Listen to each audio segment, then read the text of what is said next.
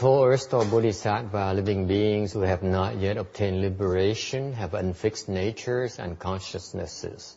The evil habits will reap karma, while the good habits will reap a corresponding fruit. The good or evil acts arise in accordance with their states, and they turn in the five paths without a moment's rest. Đức Thế Tôn dạy, Địa Tạng Bồ Tát, nhất thiết chúng sanh chưa giải thoát thì tính thức bất định, ác khí kết nghiệp, thiện khí kết quả. Làm thiện làm ác theo hoàn cảnh, rồi luân chuyển ngũ đạo bất tạm ngưng. 421, số 421. Living beings, we are unpredictable by nature. Cái tính mình khó mà biết trước lắm.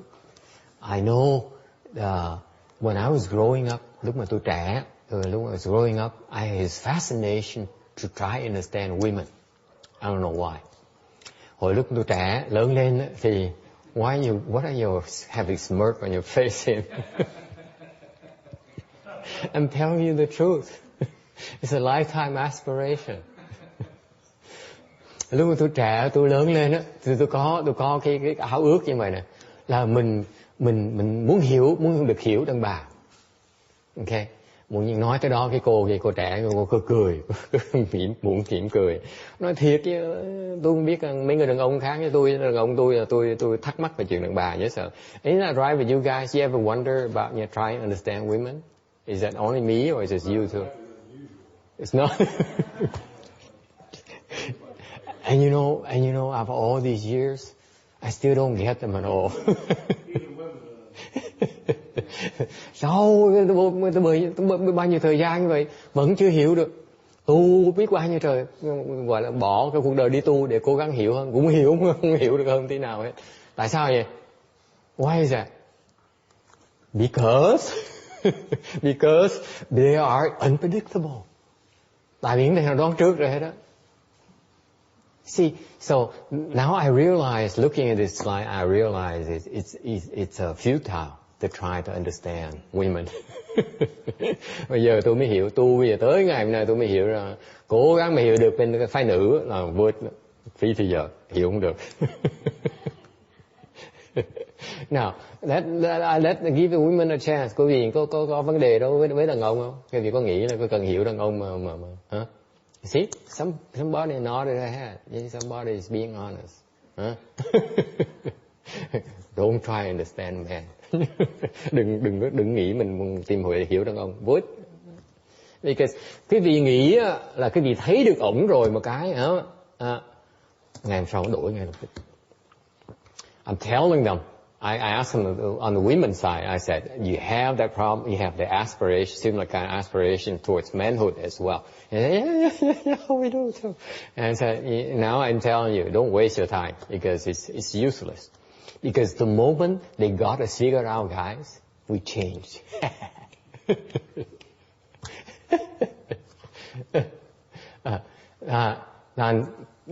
Quý vị mà nghĩ là thấy được tôi rồi, thấy được đàn ông rồi, thấy ổng rồi một cái là ổng đổi. Ông đổi lè dễ sợ lắm. Tại vì không cách nào hiểu được. Ngay chính bản thân mình hiểu không được, sao mà hiểu người khác được. Think about it. Yourself, you cannot even understand yourself, right? Isn't that true? I don't understand myself. I don't know why sometimes I'm so stupid. Huh? Tôi không hiểu, ngay cá nhân tôi nhìn tới tôi không hiểu nữa. Tại sao nhiều lúc mà tôi ngu dễ sợ như vậy? Vô minh một cách kỳ lạ dễ sợ, một cách thoải mái dễ sợ. Ok? Mình không hiểu, mình sao nghĩ đâu, sao mà hiểu người khác được? Think about it. Ok? Nghĩ cho coi. Huh? If you cannot even figure yourself out, how can you figure out someone else who's even, more sophisticated and complicated than you are? Okay? Because intrinsically, we are unpredictable. Tại vì cái bản tính của mình là nó đổi hoài không có lý gì hết đó. Là biết trước rồi. There's no pattern. Okay? The pattern changes. All right. So that's what the sutra says. They have unfixed natures and consciousness. Bởi vì kinh mới nói là tức tánh bất định. Okay, but actually the sutra is kinder. Yeah, sutra is more. The Buddha is more polite about it. Cái này là tại vì trong kinh nói là thức tánh bất định, có nghĩa là cái tâm mình một khi là mình muốn làm tốt, một khi mình muốn tu, khi mà ngược lại mình xoay lưng làm một cái là muốn làm bậy, xong muốn tu nữa. I see someone nodded their head. Because what happens by unfixed nature and consciousness is that our resolve is not very solid. It changes constantly. One moment we like to cultivate, we like to do good, and in no time at all we prefer to do to create offenses and not cultivate. It's much more comfortable not cultivate at all. Okay, không tu nó vui hơn, đúng không? Let's think about it, Amy. Cultivation is a lot of blood and sweat.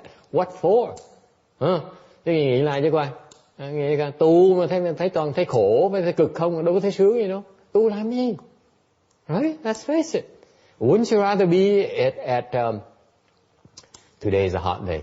Wouldn't you rather be in an ice cream parlor instead of sitting here? Quý vị nghĩ chứ coi, quý vị chẳng thà ngồi đi ăn cà rem hơn là ngồi ở đây, đúng không? Ngay bây giờ này. Okay? That's why I declare in the future we have ice cream in the Buddha Hall. Trong tương lai tôi sẽ xin phép cho cô Hằng Lượng sẽ cho quý vị ăn cà rem ở đây. I'm kidding. I changed my mind. Okay, tôi đổi ý rồi nghe chưa? To prove to you that you see, I changed my mind too. So what happened is that we cannot stick to it. It's not about cultivation. Everything we do is very hard to stick with. Cái gì mình làm mình khó làm lâu dài lắm, đúng không? Isn't that true? Okay. Anyway, speaking of doing something long term, you know that in our family there's a singer has been going at it for decades after decades. Cái biết cái chuyện làm lâu dài. Trong pháp hồn có một người ca sĩ mà đã ca sĩ rồi 50-60 năm, biết không? Anyway, cái gì? Yes. That's longevity. That's pretty good. That's excellent. Actually, I listened to your CD. Yeah. What do you want?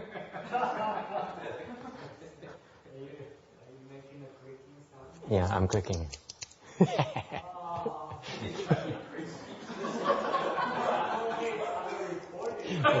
Sorry.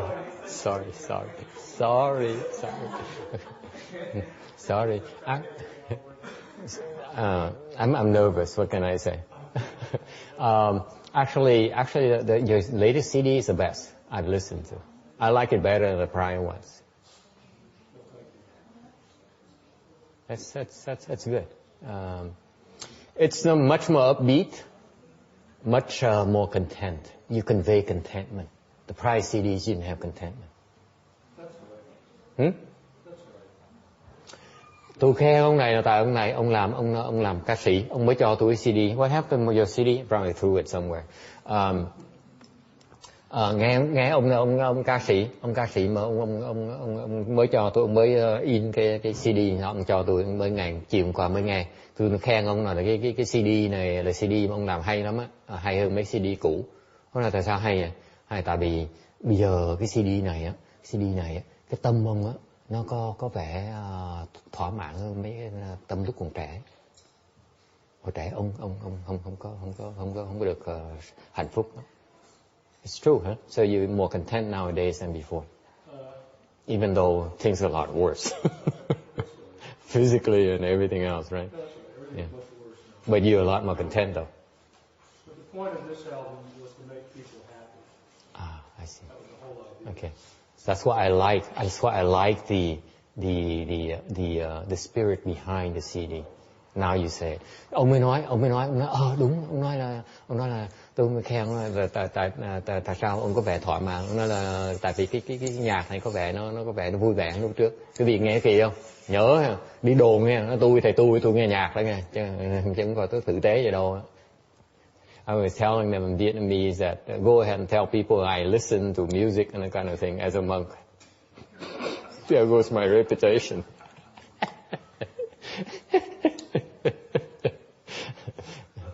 No need to put up a facade anymore, right? Too late. Anyway, tôi mới nói là cái nhạc, ông mới nói là cái nhạc này ông cố ý làm để đem lại cái hạnh phúc cho người ta. Tôi nói đúng, tại vì cái tâm thần của cái tâm khí của cái nhạc đó nó vui vẻ lắm, nó rất very upbeat. What's upbeat in Vietnamese? My translator. Upbeat Vietnamese.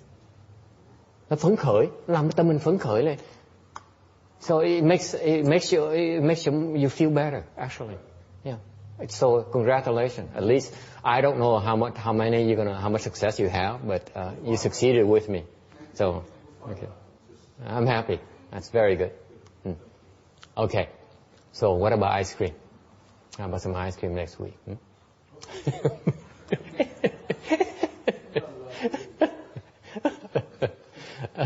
Tôi nói khen là bây giờ tuần sau đem cà rem tới ăn nha. See, I'm a nice ice cream today for some reason.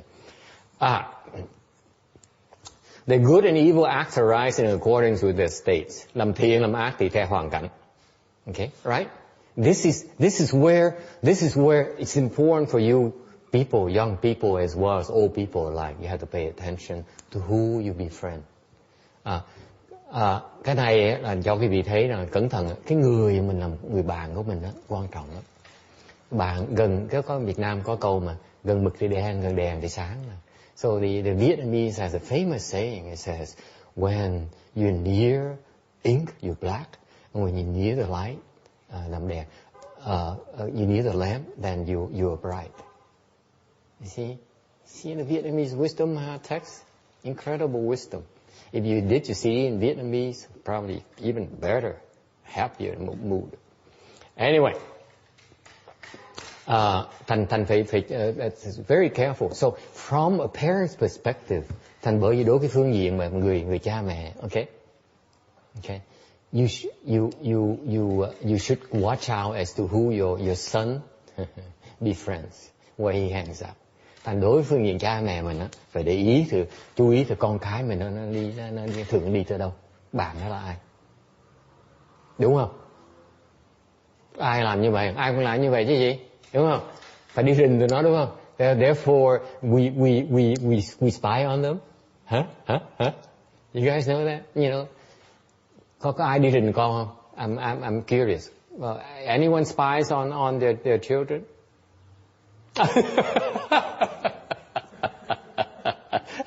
Someone's being truthful. Có người có nói thật. Có ai đi rình con không? Hả? Of course. You have done a little bit. You worry, right? That's it. Yeah. So anyway, that's what parents do. Cha mẹ phải hiểu cái hoàn cảnh như vậy. So the Chinese proverb says, "Draw near rouge and you turn red, and draw near ink and you turn black." I think it's a translation from Vietnamese. Anh có cái câu nói là cận chu giả xích, gần đỏ thì gần son thì đỏ, gần mực giả hắc, gần đèn thì gần mực thì đen. Tôi nghĩ chắc là bên Tàu dịch từ tiếng Việt Nam ra đó. See, the Vietnamese are all nodding their heads. Of course I lie, you know. The Vietnamese, the Vietnamese are Vietnamese are basically half Chinese. Nó thì đùa chơi chứ vì thiệt ra người Việt Nam thiệt ra một nửa là Tàu rồi, đúng không? Mình là gốc Tàu mà, thành là Tàu bắt chước mình chứ sao mà mình bắt chước Tàu được. So anyway, I'm kidding. So anyway, this is what makes living beings very difficult to teach. Vì vậy mà dạy rất là khó, dạy chúng sanh rất là khó. Okay. During lunch break, someone approached me and talked about teaching children. Yeah, right. Có người nói tôi là trong lúc mà hồi trưa đó, nghỉ trưa đó, là có người ta nói là muốn dạy trẻ. Tôi nói tôi muốn dạy lắm chứ, tôi muốn dạy, cần có chỗ dạy. Cái điều tôi không dám nói với cổ là dạy trẻ nó còn khó hơn dạy đàn ông, dạy người lớn nhiều. I didn't dare tell her that teaching children is a lot more difficult than teaching adults. Okay. But someday, ngày nào đó mình sẽ có trường dạy buổi chủ nhật. So I'm hoping that someday we have enough space to have Sunday school.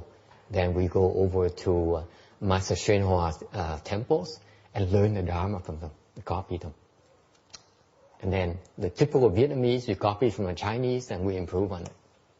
Thành đối với Việt Nam mà chuyên môn đi copy người Tàu, xong rồi về mình làm hay hơn người Tàu. So the Vietnamese are known for. So most of the good things in Vietnamese are actually of Chinese origin. Thành ra những cái gì mà hay mà bên Việt Nam mà từ gốc Tàu đó, thì cái gì phần lớn là từ gốc Tàu. Anyway, just the same thing here. You know, I giống như cái cá nhân tôi vậy là tôi lúc mà tôi đi tu là tôi phải đi học tiếng Tàu, đi học theo Tàu, pháp Tàu, rồi bây giờ mới giảng lại cho người Việt Nam. So it's the same when I studied Mahayana, I had to go study from a Chinese because the Vietnamese Mahayana is not that good. Nhưng bây giờ đem cái pháp Tàu về cho người Việt Nam. Hopefully we improve on it one of these days. Ngày đó chắc mình sẽ làm nó hay hơn pháp Tàu một tí. Okay, a little bit of advertisement here. Excuse me. Cái đó là hơi quảng cáo một tí nha. All right, questions. Next, 422, 422.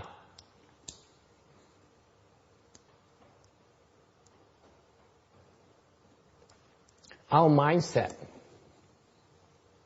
switches constantly. Cái tâm mình nó nhảy qua nhảy lại, từ tốt, từ thiện, không phân biệt. The mind does not distinguish, doesn't care about good or bad. True or not? What we deep down, what we like to do is indulge ourselves. Therefore, we don't care. We don't care to distinguish about good and bad. Thì ra cái tâm mình là mình muốn tự thỏa mãn lại. Thành mình cái chuyện thiện và tốt nó là nó không phải là cái chuyện quan trọng nhất. Am I correct? Yeah, I do get personal. Ai cũng im lặng hết, ai cũng biết, ơi thầy đừng có nhìn tôi. RJ laugh. Here's a guy who dare speak my mind. Yes. Cái cậu trẻ này cậu cười, tôi nói cái ông thầy này ông dám nói cái tâm của tôi. Isn't that true, RJ? I mean, this is what life is about, isn't it? You said deep down, you agree that's not really true. It's pretty much on the surface.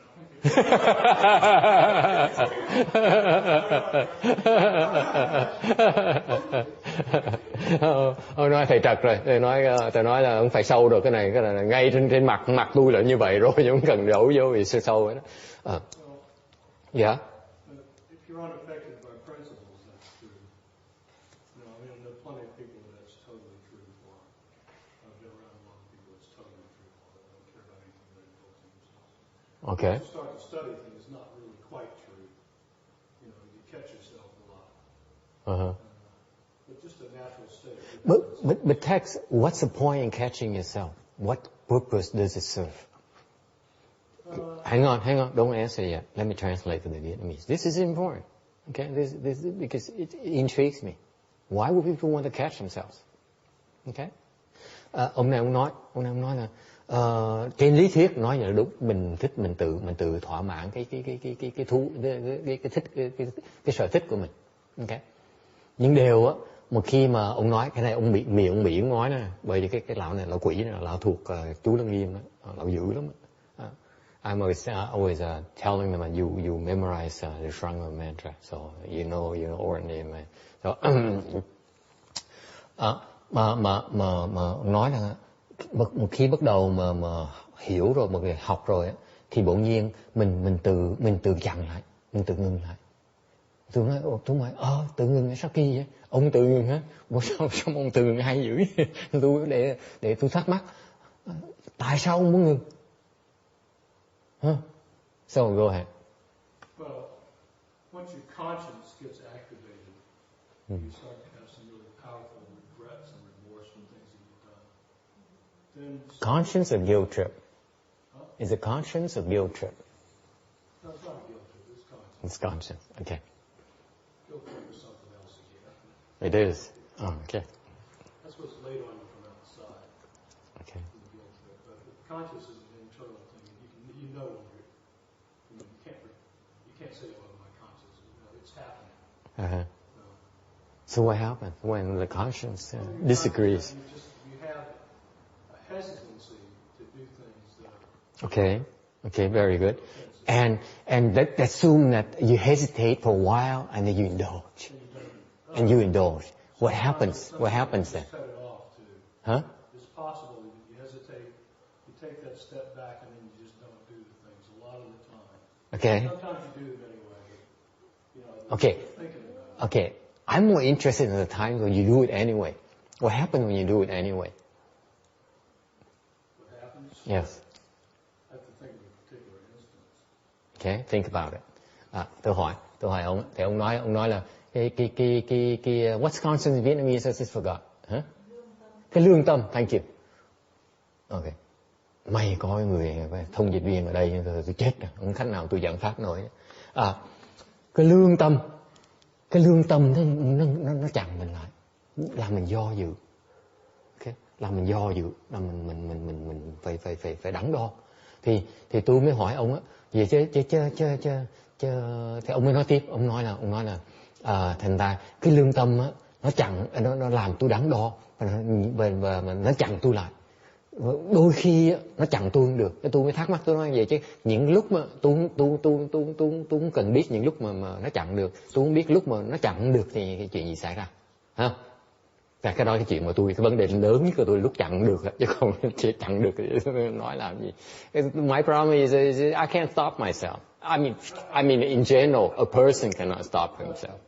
Okay, that's what really intrigues me. You kind of convince yourself that indulging in this particular pleasure is required for you to continue to exist. You have to do it. You won't feel right if you don't do it. But then, okay. if your conscience is activated, but then you're watching yourself as you do it. Maybe even criticizing yourself. You really shouldn't. Okay, and then what? And then it's over. And you go on. But then sometimes if you contemplate it later,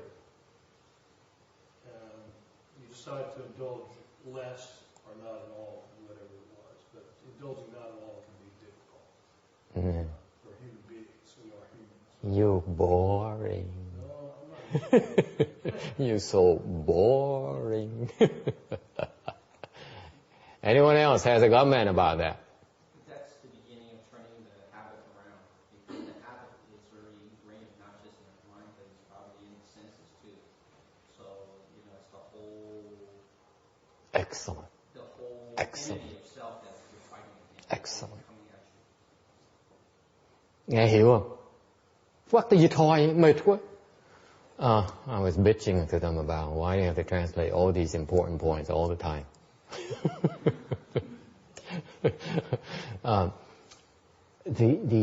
Ông nói rằng là cái lý do mình không chặn lại, mình từ cái thỏa mình đi chạy theo đeo đuổi làm bậy đó là tại vì mình tự thuyết phục mình thấy mình cần làm bậy, mình phải làm bậy. Okay. Người làm xong rồi cái mình hối hận, xong rồi sau nhiều khi mình tự trách mình, xong rồi có thể trong tương lai lần thứ nhì làm có thể không muốn làm, càng ngày cái sự do dự nó càng lớn hơn. Okay. Tôi nói ông cuộc đời ông như vậy nhàm quá. Đúng không? Chẳng hóa nhàm mới mất sướng. Cái ông người thứ nhì, ông Randy, ông mới nói rằng cái đó là cái lúc mình có thể đổi được. Cái do dự làm mình đổi. Okay. Still can. Lúc đó mới đổi được. Phải biết phân biệt trái với sai trước cái đã. Thành ra khi mình biết làm sai rồi mình cố ý làm như thường, cái lương tâm mình nó chặn mình lại, nó nó than phiền. Phải không sư cô?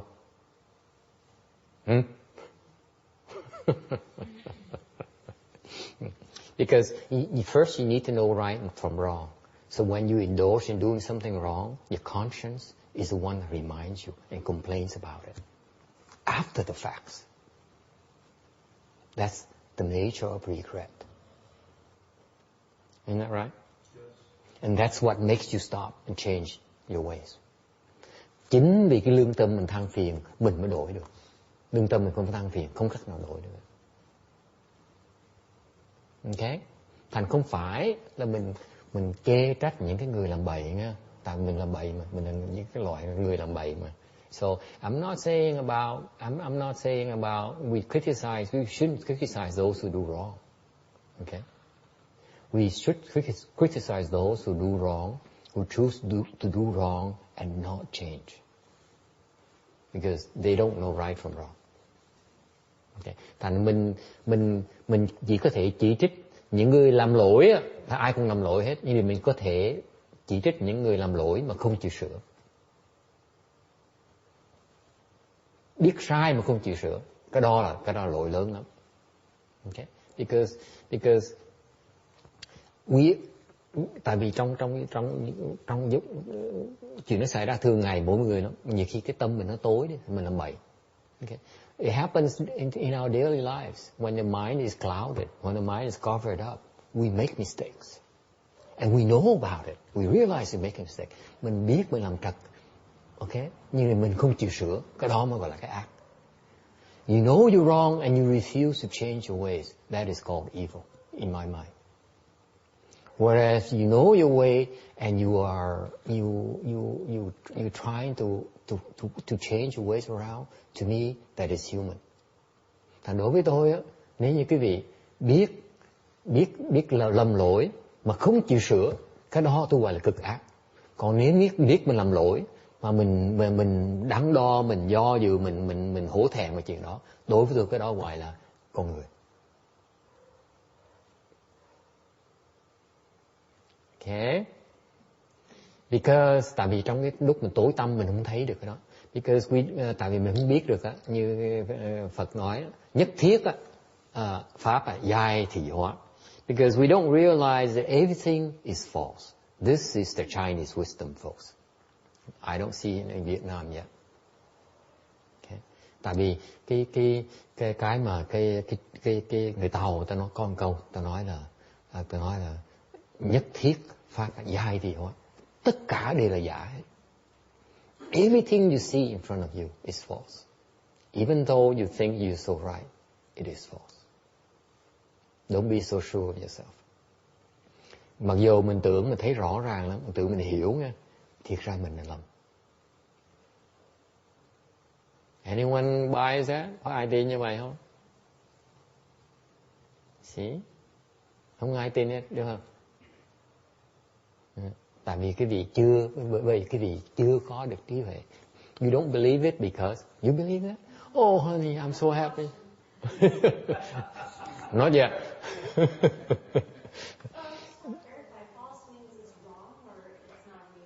False means hoa. It's not giả. It's hoa. See, the Chinese is beautiful. Hoa. 变化的hoa. Is that right, Danny boy? You see, that's the Buddhist wisdom, Chinese wisdom, by the way. Vietnamese don't have it. So what is it in English? The difference? It's actually transformation. It's not false. It's a transformation. The accurate translation from Chinese to English, it should be everything is a transformation. Because we kind of justify our transformation of what? Hang on. This is very profound. I mean, this is very profound. This is why only the Chinese have it, by the way. Not English. This is why I left it false, because I don't want to give it to the English people. I haven't given them a big head yet because they think they know everything already, the Americans. And Randy along with them. Tôi lúc mà người ta họ hỏi là cái giả, tiếng Anh giả là tôi dịch là giả, thì tôi cố ý tôi dịch giả, tôi dùng thiệt ra cái chữ Anh phải dịch là transformation là cái hóa chứ không phải là giả. Cái chỗ này cái chữ hóa này thì dịch ra là giả, ok? Tại vì thông thường ta dịch cái chữ là chữ giả. Đúng dịch cái này chính xác hơn, sắc ý hơn là tất cả đều là cái hóa cả. Ok?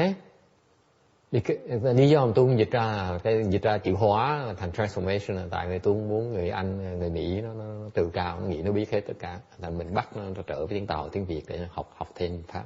Okay. Anyway, what is transformation? Cái hóa là gì? Anyway, yes. Is it why? Because your seven consciousness make it change? It created it. Created it. It means that everything is in a state of flux. It's always changing. There's no permanence to it. So it's like, not like our thoughts are always goes from here to there. That's maybe the shortest episode, but our lives are like that too. We have a little bit longer duration. But actually, it's just changing constantly. That's why it means it's false. There's no permanent abiding self that one could ever find anywhere. Why is that? Because it doesn't exist. There is none. Because of the seventh.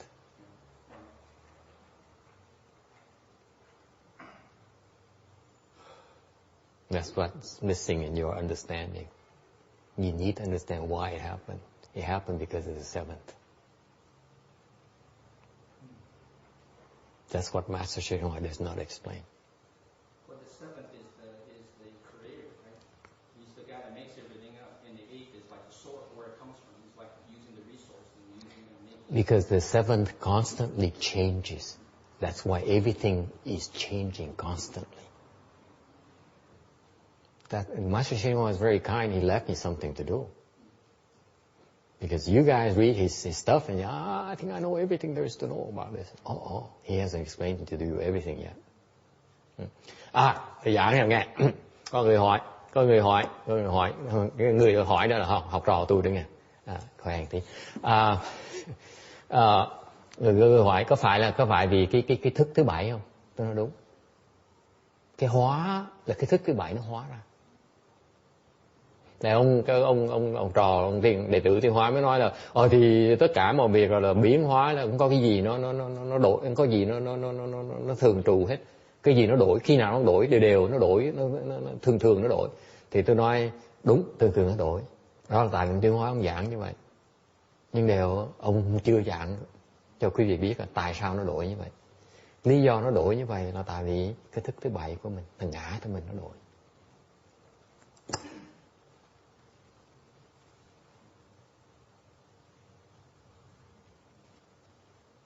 Thấy chưa? Thằng ngã mình nó đổi tại nó unpredictable.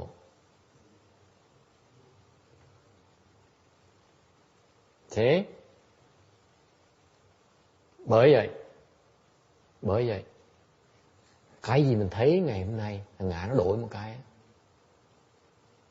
nó thành huyễn. Mình cứ tưởng mình hiểu ổng rồi, thiệt ra mình đâu có hiểu, ổng đổi rồi. Okay. That's precisely why the ego, the self fluxes. It changes constantly. So one moment it changes colors like a chameleon. Therefore, one moment you think you figured someone out, the self changes. It morphs into something else. And that's why everything is a transformation. Okay? The Chinese actually say everything is false. Thiệt người câu Tàu nói, cái thông thường mà người Tàu ta nói là tất cả đều là giả hết. Nên Phật giáo mình nó rõ hơn. Tôi giảng ở đây, tất cả đều là hóa. Vì nó hóa mới là cái giả, mới là giả. So the Chinese saying say everything is false because I just clarify for you from a Buddhist perspective. Actually, everything is a transformation. That's why it's false. Transformation means from something that doesn't exist, you make it It came out from existence from nowhere. Cái hóa là gì? Hóa là lúc trước nó không có, bỗng nhiên nó có. Okay? It did not exist before, now it exists. For no rhyme or reason. It's what's called transformation. Nó hóa tại vì trước không có, bây giờ nó có, gọi là hóa. Okay? Isn't that too deep for you, Amy? This is a lot more than you bargained for. Huh? Many gradations. Don't worry about it. So you cannot understand everything all at once. It just takes time. Yeah. Question. Ooh. Next time you ooh. You know. Yeah. Let him your clicker. Yeah. Here. Yeah. There must be something that's used to make this transformation. So the seven consciousness that's changing, that's like what's the source of the raw material using? Mental energy. Ông hỏi ác lắm. Ông hỏi là vì cho cái tâm nó tạo hết tất cả thì cái năng lực là gì đó? Năng là gì? Năng lực của cái tâm của mình. Cái tâm mình nó mạnh như vậy đó. Your mental power can bring about the transformations.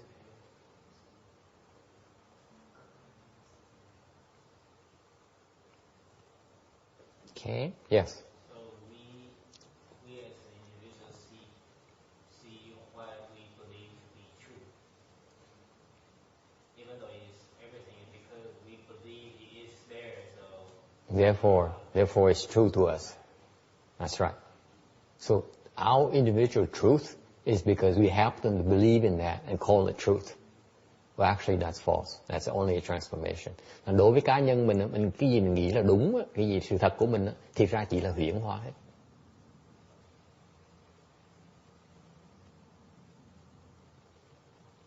Okay. Questions, comments. Có ai thắc mắc gì không? Sư cô thắc mắc gì không? Im lặng. Tiếng thích.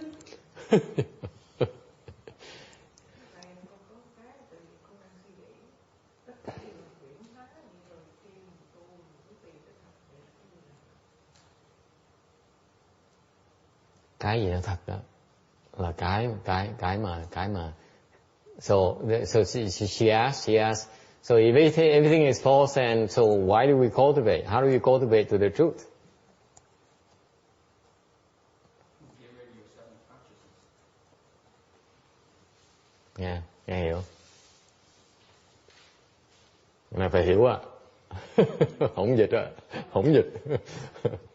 Muốn biết hả? Ông trả lời rồi đó.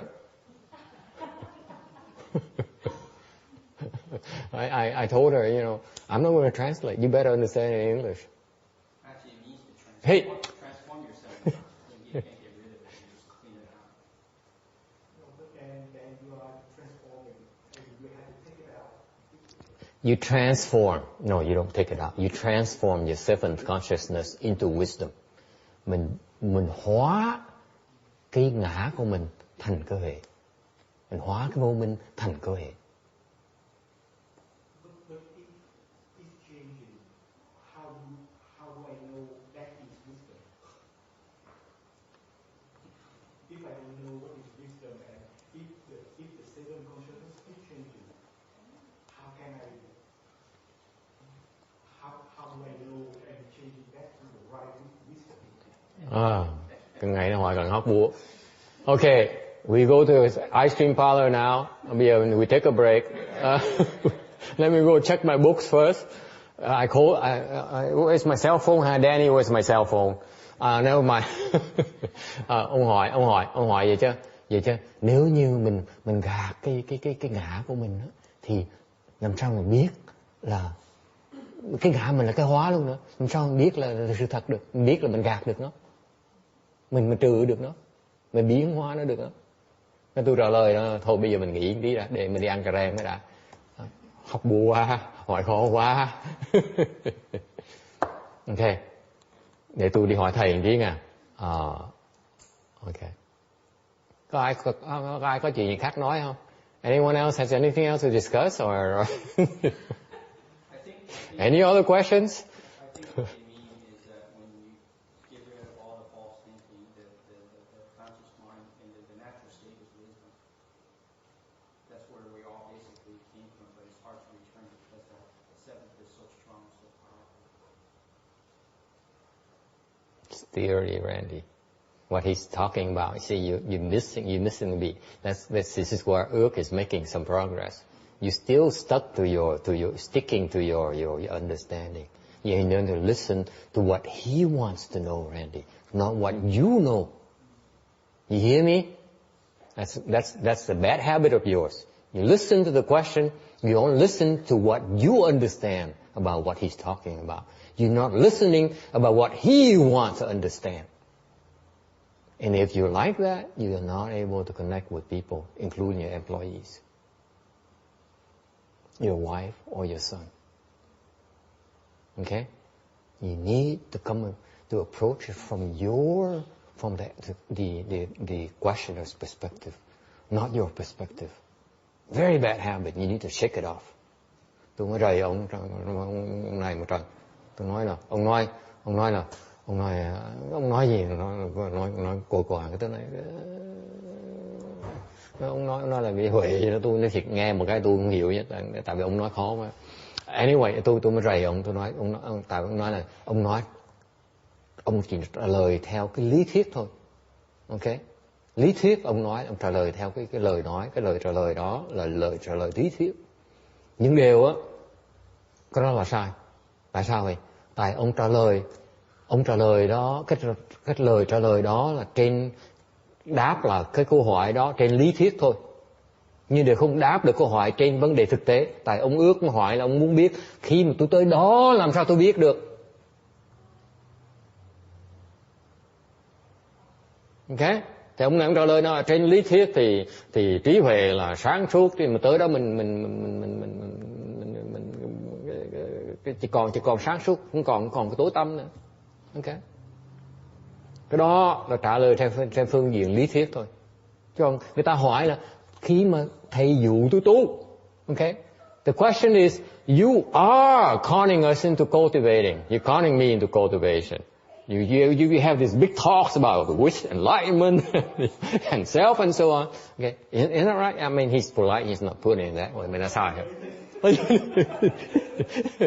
So you promoting cultivation. You say cultivation is good. Okay, and you say because cultivation enables you to see through the self and so on. When I get to that point, okay, how do I know? Right? He made me do all this hard work. Cross my legs and hurt my legs and drive here 45 minutes each way. And what for? How do I know when I get there? Right? Can I get back to you on that, by the way? Tôi hỏi để tôi đi hỏi thầy nữa, khoan đợi tôi một tí. How do you know? I had a simpler. I was thinking that if you can take the seven consciousness completely out, then you connect the 6 and the 8 directly. When you answer It's too engineering, too much engineering. Ông nói thôi bây giờ mình chặt cái số thứ 7, thức thứ 7 xong mình để thức thứ 6, thức thứ 8 thôi. Then there is no more 8. You only have to call 8 7 now. You see the problem with your logic. Tôi nói nếu mà chặt thứ 7 rồi thì sao gọi thức thứ 6, thức thứ 8 thì mình lấy thứ 6 đi thẳng tới thứ 8 qua thứ 7. Tôi nói vậy đi qua thứ 8 này gọi là thứ 7 rồi gọi thứ 8 đừng nữa. Còn thứ 7 thôi. Okay. Thấy suy luận thấy trật lất rồi. Mấy người kỹ sư này họ kỹ sư quá, tôi mệt, chóng mặt. How do you know?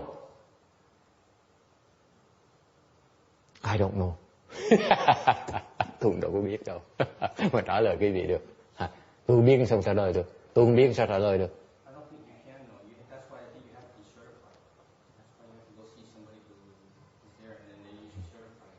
I tell you this. Tôi nói cái gì? Ông nói nó đúng. You're right, Annie. Now you answering his question. I don't want to answer this, but I'll ask my own question. Never mind. Okay, never mind. Okay, yeah. Take over the 8 Viết sao? Viết nói sao? Ông nói sao? Ông trả lời sao? Ông nói là phải cần người thiền tri thức nói cho mình biết được, chứ mình không biết được. Cái gì nó cũng hóa làm sao mình biết được? Phải có người khác không hóa nữa mới biết, thì mình không hóa nữa mới nói mình dám tin được, đúng không? Think about it. If everything is a transformation, what makes you not think that at that point in time it's not a transformation itself? Right? You don't know. The only way is that once someone who stopped making those transformations recognizes it and say, you made it, then you can believe. Make sense? Có lý không? Vì vậy mới cần thầy như vậy đó. Thứ gì cứ tu đi, cứ tưởng mình tu giỏi, mình xây cái chùa, mua cái nhà, tu đi. Nó hóa hoài, tu vòng tròn. So what I'm saying that, someone told me earlier, I'm going to have a house like my Dharma brother in Apple Valley. Tôi có người sư huynh như vậy, tu ở Apple Valley. Okay? Có nhà đầy đủ phương tiện, đầy đủ hết, không có thiếu gì hết. I was there for one day. I met Venbo Viên Giác for one night and one day. He had everything, plenty of food, plenty of sleep, computers, telephone, you name it. He has everything. Okay, perfect. Hoàn cảnh thuận tiện tu gì? Tu vòng tròn, 1 năm là không tiến bộ gì hết. 1 year, no progress. Bởi vì cần thầy như vậy đó. Thầy, mình thấy mình đi đang tu vòng tròn, thầy nhắc này, không được nghe chưa? Phải gỡ cái chỗ này nghe chưa? That's why you need a good no advisor. Because he recognizes you are not making progress. You see that? So I've been beating into your head. Vì tôi cứ nhắc họ hoài rằng, okay, that you need to look for a good no advisor for that reason. Tại vì tôi nhắc họ hoài là phải đi kiếm thầy, tu phải kiếm thầy. Why? Because I just gave you example, someone who has all the conditions are right for cultivation. For the rest of his life, he has nothing to worry about. Sư huynh tôi đó, đầy đủ hết rồi, không thiếu cái gì nữa hết. Gia đình họ giàu lắm, họ mua nhà cho ông ở đó. Bây giờ ông có mỗi tháng cúng mấy trăm đồng. Đủ tiền ăn, đủ tiền xăng, đủ tiền, không có thiếu gì hết đó. Okay? Mà tôi tới thăm, tôi thấy ông đang bị kẹt, mà mở miệng nói không được. Tại sao vậy? Ông không hỏi ai mà dám nói. Đúng không? Mình tư cách gì nói người ta? So I saw him being stuck there. I remember I told you I gave him 3 years. I hope in 3 years' time he realized he's going to be stuck. So I was there. I saw him being stuck. Okay? I went there because I thought I take a day off. Tới thăm ông thì tâm tôi muốn lè phè một ngày. Okay? Tại ở nhà phải làm việc. Rồi tới đây phải làm việc nữa. Cứ mình viện cớ mình tới thăm ông để mình lè phè được một ngày. Mình nghỉ hè một ngày. Mình thấy đó, mình thấy mình lè phè xong mình thấy mình hối hận đó. Trời đất ơi, cái ông bị kẹt. Mình tới mình hưởng của ông á. So I was there to profit from his blessings for one day. So I felt a bit guilty. But there's nothing I could do. Because he did not ask for instruction. He did not ask for help. There's nothing you can do. Thành mặc dù thấy nó kẹt, mà người ta không hỏi mình, sao mình tư cách mình dám mở miệng nói người ta. Đúng không? Thành ra, you don't know how critical it is. That good no advisor. All the way, folks. Cái thiện tri thức nó quan trọng. Ngay từ bây giờ tới lúc mình thành đạo, mình phải cần thiện tri thức luôn nữa. Đừng có tưởng. Không có dễ như vậy đâu.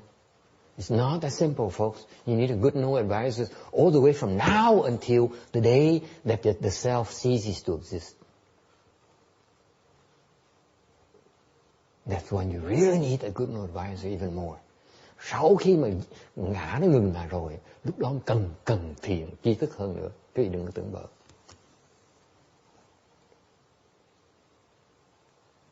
Okay?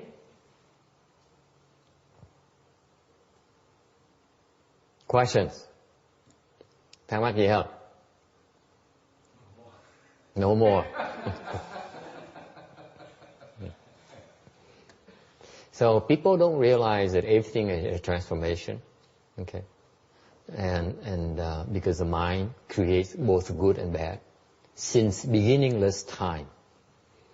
Thì ta biết rằng tất cả đều là hóa hết, đều là huyễn hóa hết. Cái tâm mình nó tạo vừa ác vừa thiện luôn. Okay? Từ vô thỉ. Think about it. See, you guys don't catch the word beginningless time. Thì vì không hiểu chữ vô thỉ. What does it mean? Beginningless time. Vô thỉ là gì? Không biết nó bắt đầu lúc nào. Don't know when it all began. That's how long ago. Minus infinity back there. Cái này là trong toán học hoặc là what's infinity in Vietnamese? Vô tận từ quá khứ vô tận luôn.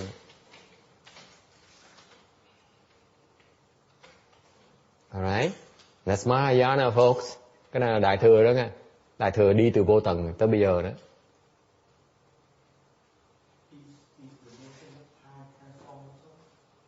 Yeah. Yeah. Yeah. But you need to start with the false before you can get the truth. Ông hỏi lại, ông hỏi ngược lại. Càng ngày nó hỏi càng khó. Would you mind going to get some ice cream for us, Ước? Yeah, it's just perfect for ice cream today. Here. Để gợi nhờ ông Phước đi mua cà rem về mình ăn ha. Càng ngày hỏi càng khó, càng ác. He asked me 3 questions. The third question is harder than the first one. Vừa thôi. Câu hỏi gì quên rồi?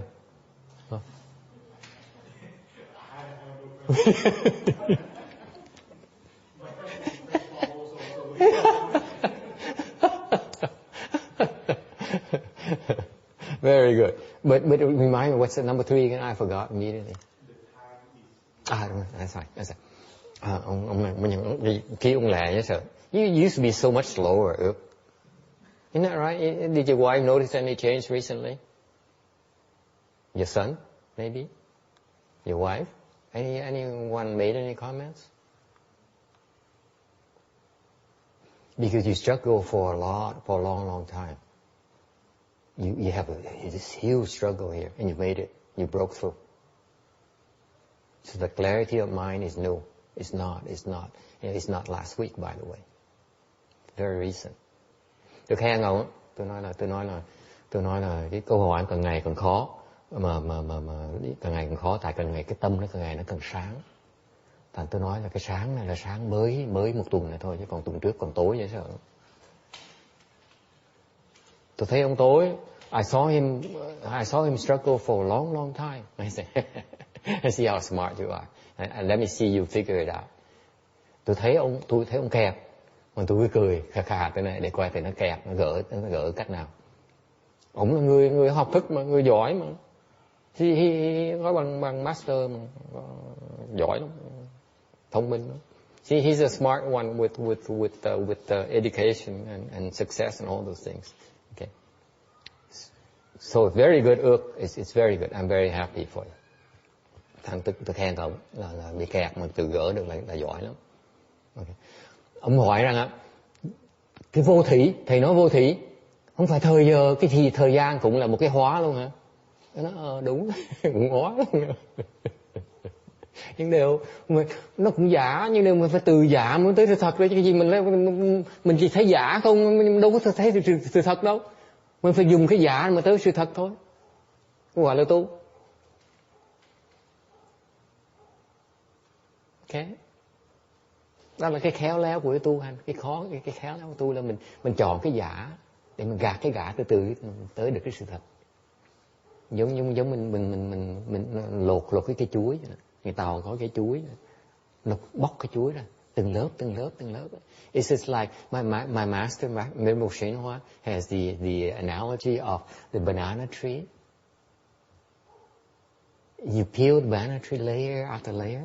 You enter the core, which is emptiness, nothing there.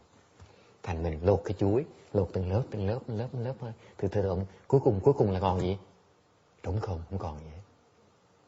That is cultivation. Cái đó là tu đó. Cái đó đi từ giả tới thật đó. That is to go from false to the truth right there. You keep on peeling away. One layer after the one layer after one layer after one layer.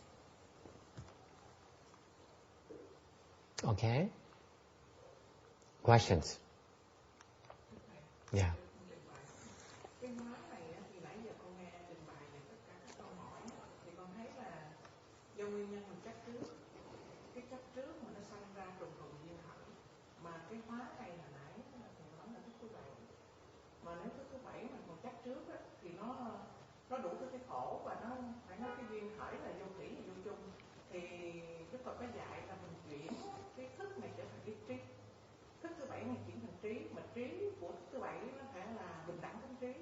Khi mà mình bình đẳng, mình nhìn mọi sự việc không còn chấp trước là cao thấp, tốt xấu hay là giỏi dở thì con nghĩ là lúc đó là tâm nó tịnh thì duyên không còn khởi, thì không còn hóa nữa. Có được không?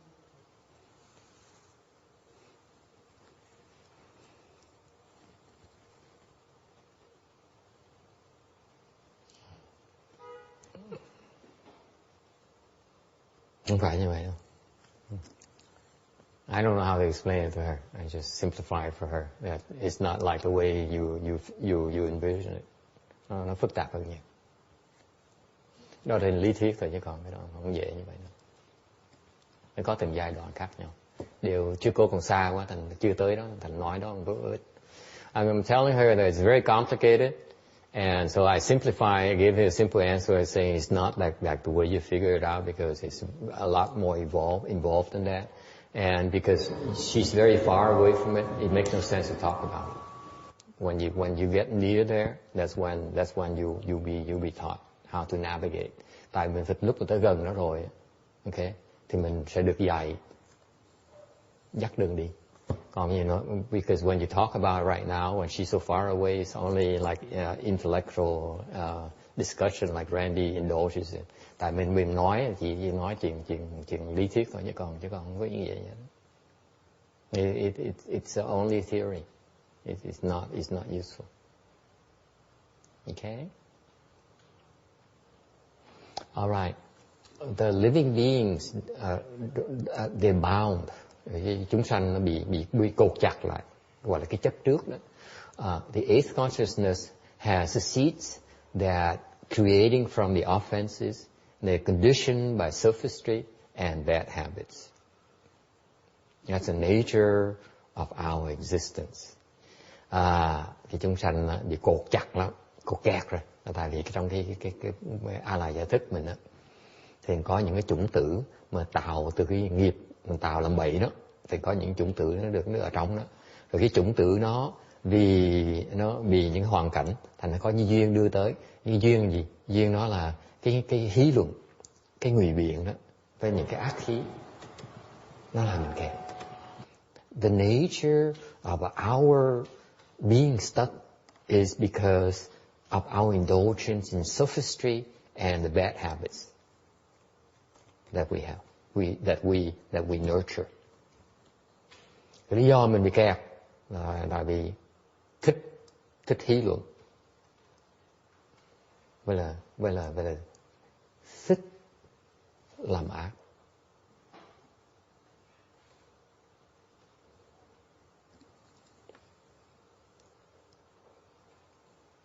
Questions?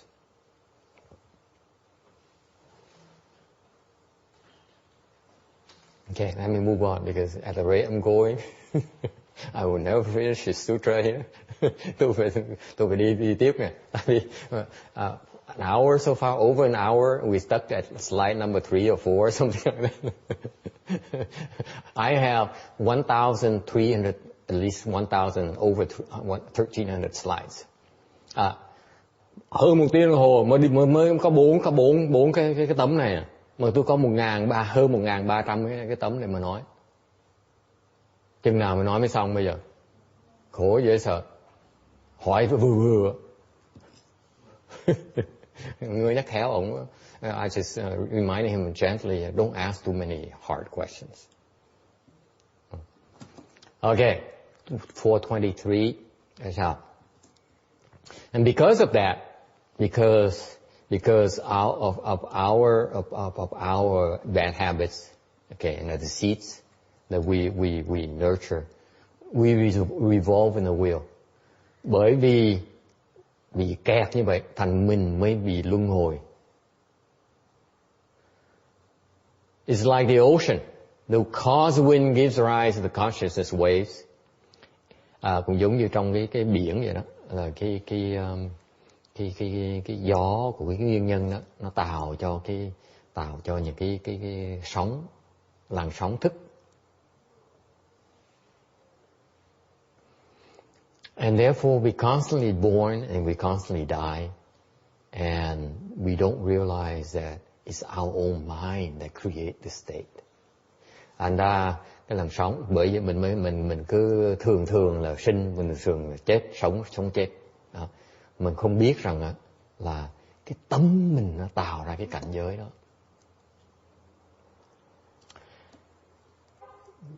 We don't know how to guard our self-nature. Mình không biết giữ cái bản tính của mình. We don't know we should not follow defiled condition. Mình không biết rằng mình không nên làm vậy. Therefore, a national master said, có một cái quốc sư nói rằng, the master said, I have the English here. Có tiếng Anh này. Tiếng Việt là mê thời kiết tính thành tâm, ngộ thời thích tâm thành tính. It's a kind of rather poetic. It says that when you're confused, you how do you say chế in English, Amy? Not or congeal.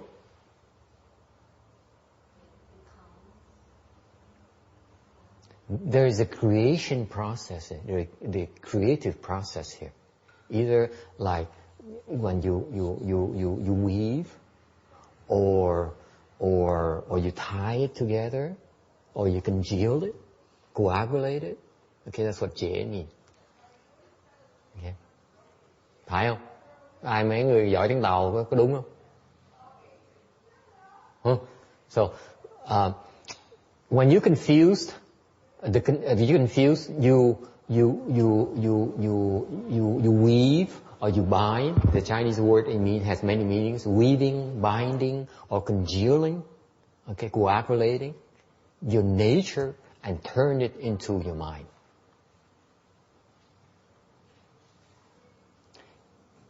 Tức lúc mình mê muội, mình thiếu sáng suốt, thì mình kiết cái tính, tức mình kiết tiếng Việt là gì?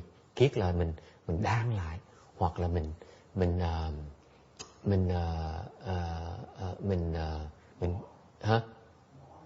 bó lại, mình cột lại, hoặc là mình làm nó đặc lại. Ok? Gọi là kiết. Mình kiết cái tính thành cái tâm. Cái tâm mình là mình tự tạo ra cái tâm, là tại mình lúc mê muội, cái tâm là cái sản phẩm của cái sự mê muội của mình. In other words, your mind is the product of your confusion. And when you are enlightened, that's when you undo that.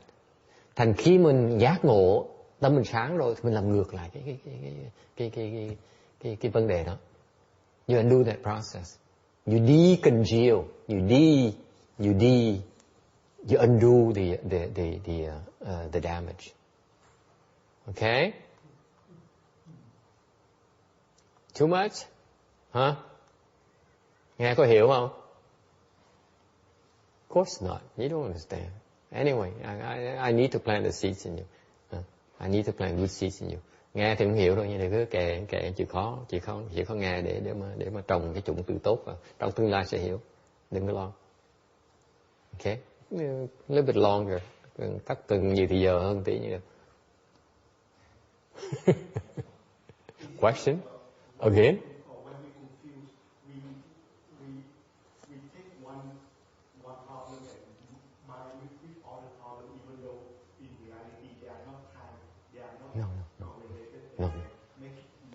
Yeah, that but even before that. This is even before. This is why he's an actual master, because what he's talking about is very, very, very deep. There's no way for you to even go near it. Okay. Cái này ông nói có phải là tại vì nó mình bắt đầu mình bó lại, xong mình bó cái bó khác, mình đem tới bó thêm nữa, phải như vậy. Cái đó có như vậy. Thì cái đó là cái phần của cái sự mê muội của mình. Nhưng cái câu mà ông quốc sư này nói nó sâu xa hơn nhiều. What he's talking, he's referring to folks. Cái ông quốc sư nói như vậy này. Lúc đầu á, cái tánh mình á, là nó không. Originally, our nature is empty. There's nothing there. It's because of confusion, things become to solidify. And that becomes your mind, Danny. That's what he's talking about. Quốc sư nói lúc đầu á, lúc đầu nó trống rỗng không có gì hết. Vì cái mê muội, cái trống rỗng nó bắt đầu nó đặt lại, nó thành hình. Hình đó là gì? Là cái tâm của mình. Dễ sợ như vậy. Cái tâm mình là cái đặc, cái giả. Thế trình độ quốc sư dễ sợ không? See how profound this natural master is. Have you heard of it before, Randy? Huh? Any of you researchers of this? This is why I thought of it. That's why I left out the English translation. Tôi hỏi ông, tại vì ông này ông nghiên cứu sách tuyên hóa kỹ lắm, nghiên cứu tiếng Anh này nọ. Tại người này không biết tiếng Tàu. Nên tôi hỏi, đọc tiếng Anh, đọc cái phần này chưa? Ông nói không, chưa đọc. Bởi vậy tôi muốn dịch tiếng Anh.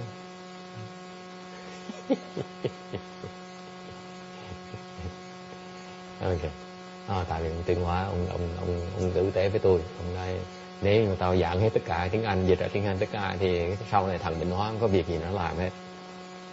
So that's because the Master Shenhua is kind to me. He says if I translate and explain everything, then Dũng Hoa has nothing to do when his time comes.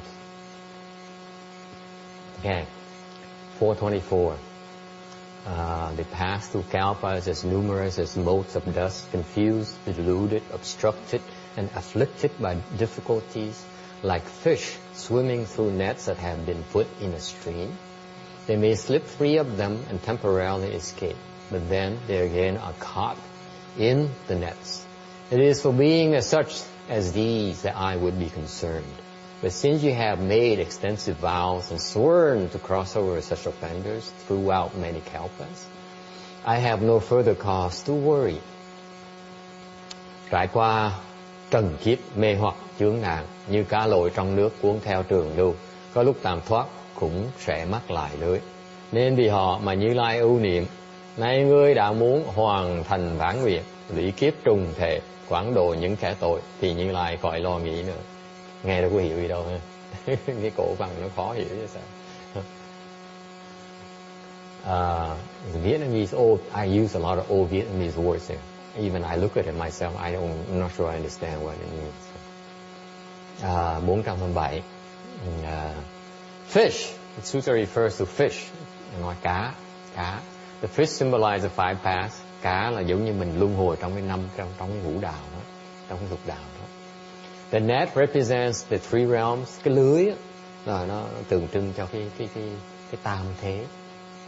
The stream, cái dòng nước, the symbolize retribution, tượng trưng cho cái nghiệp mình cái quả của mình phải chịu. Slip free có lúc tạm thoát, and caught, phải mắc lại lưới.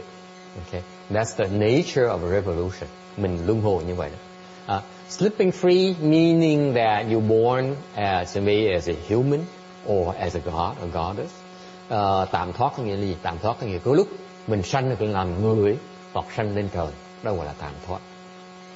Sometimes you're caught, khi mình mắc á, lưới có nghĩa mình bị đọa vào cái ác thú. You caught in the three evil paths. Okay. And fish and water species, the analogies for living beings, nature, and consciousness unfixed. The fish species greedy for food and thus encounter nets. Nước với cái cá là cái loại nước với cá đó là tượng trưng cho cái tính tình, tâm tính, tính thức của chúng sanh bất định. Loài cá là tham ăn, thành ra bị mắc lưới. And similarly, living beings, because of love, encounter demon traps. Cùng tương tự như vậy, thì chúng sanh, người mình, chúng sanh cũng vậy, vì tình dục mà bị kẹt ma vọng, bị mắc lưới của chúng ta.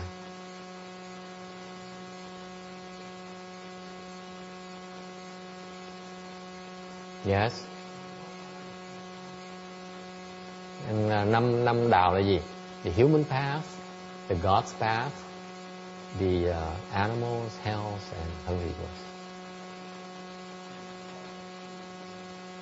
3 realms are desire realm, form realm, formless realm. Okay. Hỏi là cái ngũ đồ là gì? Ngũ thú là gì? Là loài người, loài trời, súc sanh, ngạ quỷ với là địa ngục là 5. Còn tam giới, tam thế là gì? Thì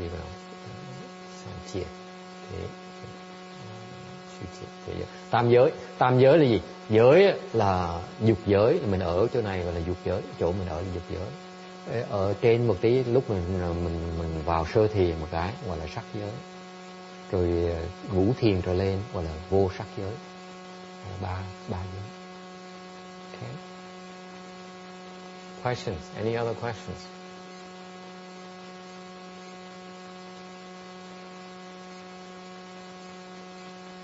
Ultimately, when you cultivate, your final test will be that test of love. Khi quý vị tu, cái thử thách cuối cùng quý vị là cái tình cảm, tình dục, nó chạy ra được. That's why don't take this lightly. I'm telling you, I'm tipping you right now. This is your final test. You cannot pass it. You can go and get rid of the 7 until you meet with this. Thành nói cho chị biết trước, báo chị biết trước khi bị tu trong tương lai, khi muốn diệt được cái thức 7, diệt cái ngã, phải qua cái này, qua cái ma vọng, phải qua cái tình dục.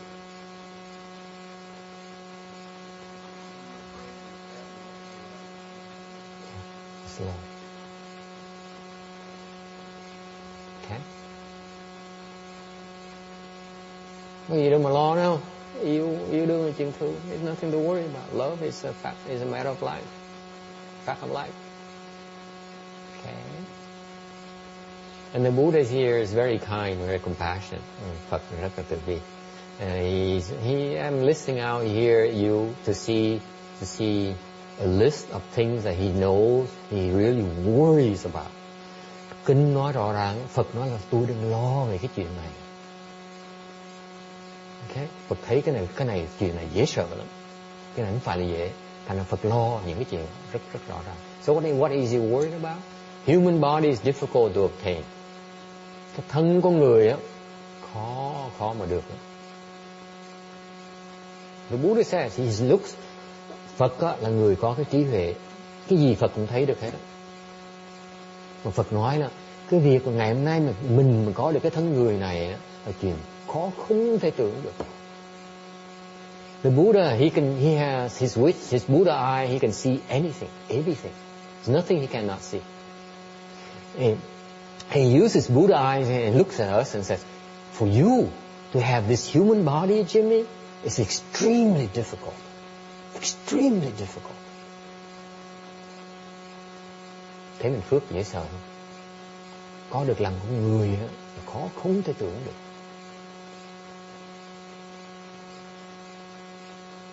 Because this is how blessed we are. To obtain a human body text is extremely difficult. Because one day, Buddha was walking with Ananda, and he says, reach down. You know who Ananda is, right? Cái câu chuyện này. Một ngày kia, Đức Phật với là ngài Ananda mới đi bộ với nhau. Thì Phật mới thò tay xuống. lấy một nắm tay lá của rừng lên tay. So he reached down and scooped up a handful of leaves. He asked Ananda, mới hỏi ngài Ananda, này Ananda, ngươi nghĩ rằng con người cái lá này, cái lá này với lại lá của trong rừng, cái nào nhiều hơn? So he asked, the leaves here in my hand versus the leaves in the forest, which one is more? So Ananda says, of course, go on with them. It's obvious. The leaves in the forest is obviously they're more than the leaves in your hand. Thì ngài Ananda mới cười, nói bạch cái câu đương nhiên rừng lá trong rừng nó nhiều hơn lá trong tay của Phật, cái gì đâu mà khó chuyện đó. So the Buddha said, so it is. Phật mới nói là như thì, okay, như thì cũng là đúng rồi, đúng. And he said, he continued, Phật mới nói giảng tiếp, you know Ananda. Phật mới giảng tiếp, Phật mới nói là, này Ananda, con có biết rằng là những người, những chúng sanh mà được cái thân người nó chỉ bằng cái số lá trong tay của ta thôi. Ngược lại những người mà những cái chúng sanh mà mất cái thân người đó, nó bằng cái lá trong rừng. So the Buddha said, the beings who obtain the human body is about as many as the leaves in the palm of my hand, and the living beings who lose the human body is as many as the leaves in the forest in comparison. Yes.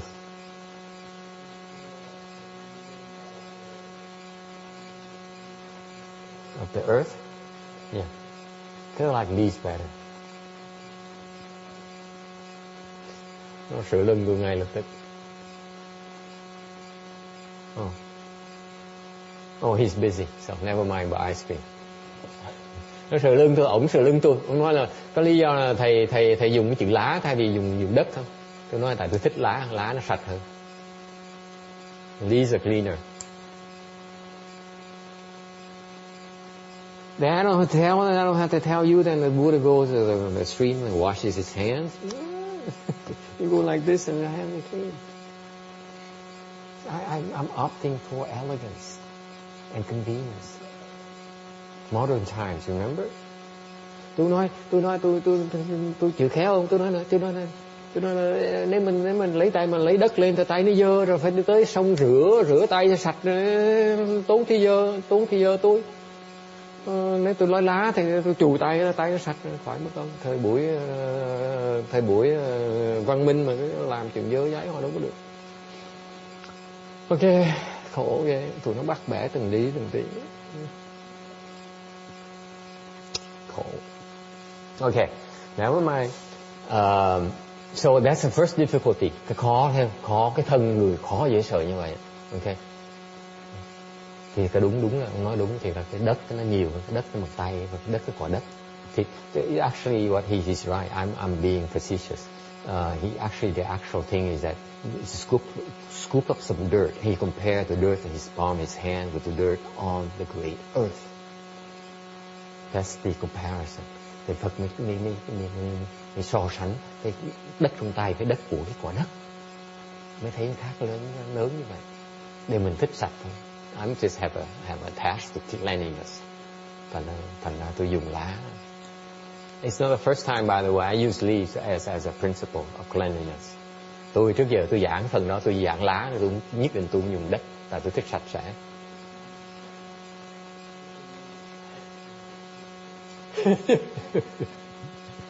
Never mind. I have work to do. Okay, don't remind me of cheesecake. Ông chọc tôi nữa. Tôi nói đừng có chọc tôi. He also, then the Buddha says the six roots are difficult to be complete. Xong Phật mới nói là, này, được thân người rồi không phải là dễ, mà có thân người mà có đủ lục căn là còn khó hơn nữa. The Buddha says this is part of the sutra in 42 sections.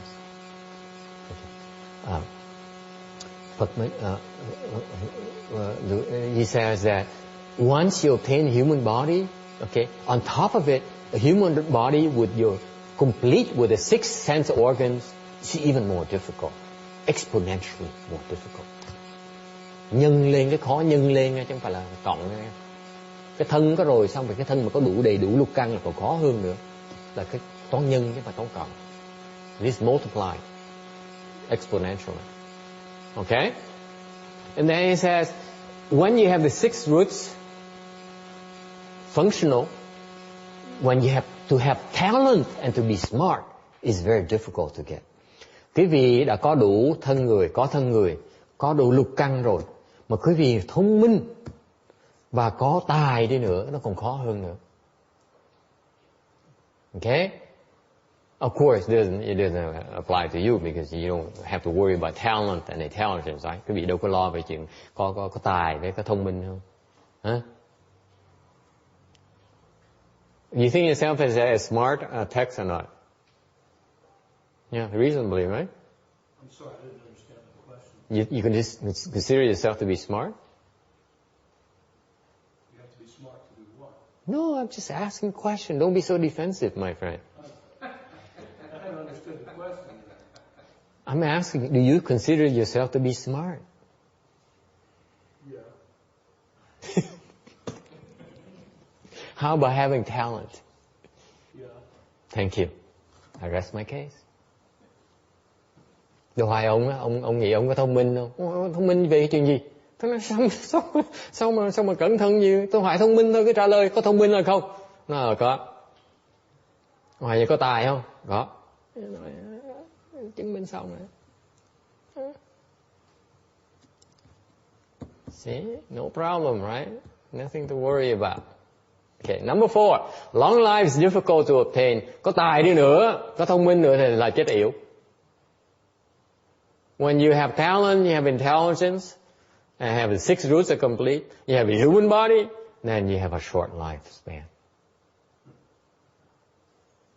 Okay? Số 5. 5. The wise people are difficult to encounter. Nếu có sống nhe răng, nhăn răng nữa, sống lâu đi nữa, lớn tuổi nữa, tóc bạc phơ nữa, gặp thiền tri thức không phải là dễ. What's the wise people? Actually, Ming Ren meaning wise people are someone who understands, whose mind is clear. Okay? Cái minh nhân, thiền tri thức, minh nhân có nghĩa là người mà có trí huệ đó, người óc sáng suốt đó. Okay, number 6. That's how. Straightforward faith is difficult to have. Trực tín rất là khó mà được. What is straightforward faith? Trực tín là gì? Anyone knows? Có ai biết trực tín là gì không? All of you are yawning like crazy. Những người mà đang ngáp dễ sợ đó, trả lời coi, nghe coi nữa. Not you, you're not yawning yet. Yeah. Trực tín là gì? Or the people who are falling asleep, người đang ngủ gật nữa, trả lời nghe coi. Okay. Trực tín là gì?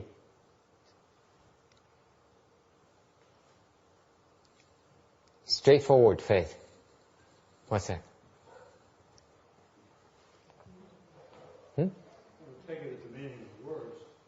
You hear it and you believe it. You just hear it and you believe it immediately. It's straightforward. Nghe hiểu. Nghe tin. Không cần hiểu. Always playing with words. See, you have to be Vietnamese to appreciate the humor behind it. But I ask her, can you, when you hear, can you understand? Okay. It's a play of words to hear and understand. And hear and have faith. Nghe hiểu không? Anyway, it's too subtle. You guys see, I do have my fun and my own fun for myself. No one gets it. Cái này là cái chuyện cô hài riêng của tôi, không ai hiểu được. Anyway, straightforward faith, ông nói rằng là nghe mà tin. Thấy nó dễ sợ không? Nó đâu có học gì nhiều, ông học gì, nghiên cứu về Phật pháp gì nhiều đâu. nói thì hiểu. Người đó không phải người tầm thường. I was praising you. I said that's right. That's right. For someone who does not know much about Buddhism, that's right. The straightforward faith or the pure faith or the simple faith is that you hear and you believe it. It's not a single speck of doubt in your mind. Cái trực tín đó là mình nghe, mình tin. Mình hoàn toàn không có một tí nghi vấn trong tâm mình. Hoàn toàn không có gì hết. Nghe rồi tin. Cái đó là gì? Cái tâm hồn nhiên đứa con nít đó. Đúng không? What kind of mindset is that? It's the mindset of the babies, of the infants. They hear and they believe it. Well, the normal babies, not Randy's babies.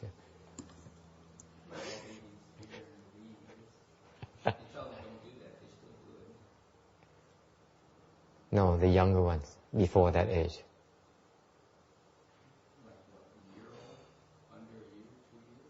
Yeah, even if that you find that kind of boy, then you have to backtrack a little bit. Because that boy has been polluted already.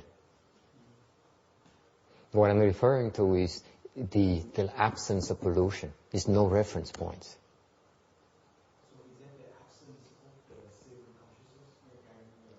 consciousness? Yeah. Excellent. Good. Make comments like that. Don't ask questions. No, we're born with our seven consciousness. It's intact. It's just not. It didn't get into full speed yet, but it's already there. It gets stronger and gets stronger. Yeah, it's like a car. It's still. It acts up. It acts up. It's already there. We're born with it. That's right. That's why That's some, right. we're born, we like certain things right away. That's right. Like them. That's right. You see even little infants, 4 or 5 months old, you put a bottle, they don't like that formula, they spit it out. Yeah. We're already born with that. Yeah. Tâm giống tôi nói cái ví dụ trực tâm này là trực tâm là giống như mình nghe mình tin hoàn toàn không có nghi vấn gì đó, giống như tâm đứa con nít vậy. Theo ông này ông cười, nó không có đâu, đứa con nít nào nói nó cãi lại nó không tin. Tôi nói phải đi, nó phải nhỏ hơn tuổi hơn tí. Nhưng đều sự thật là ông nói đúng, là tại vì ông nói là cái mình sinh ra là mình có cái ngã nó mạnh lắm rồi. Thành cái chuyện trực tâm thiệt, đứa con nít nó không có trực tâm đâu. Nhưng cái đó là chỉ ví dụ cho thấy được là mình xa lắm. Tại mình khi mình lớn á, cái thức thứ bảy mình càng ngày nó càng mạnh, càng ngày mình nghĩ mình càng biết nhiều, đúng không? The natural manifestation yourself becoming stronger is that the older you get, the more you think you understand, the more you think you know. That's the nature of the seventh consciousness confusion. Mình càng lớn tuổi, mình càng già thêm á, thì càng ngày mình càng hiểu nhiều. Cái đó là cái thức thứ bảy đó quý vị. Cái mà nó đòi hiểu, cái nghĩ mình hiểu, nó là thức thứ bảy đó. Nó là tác quái đó.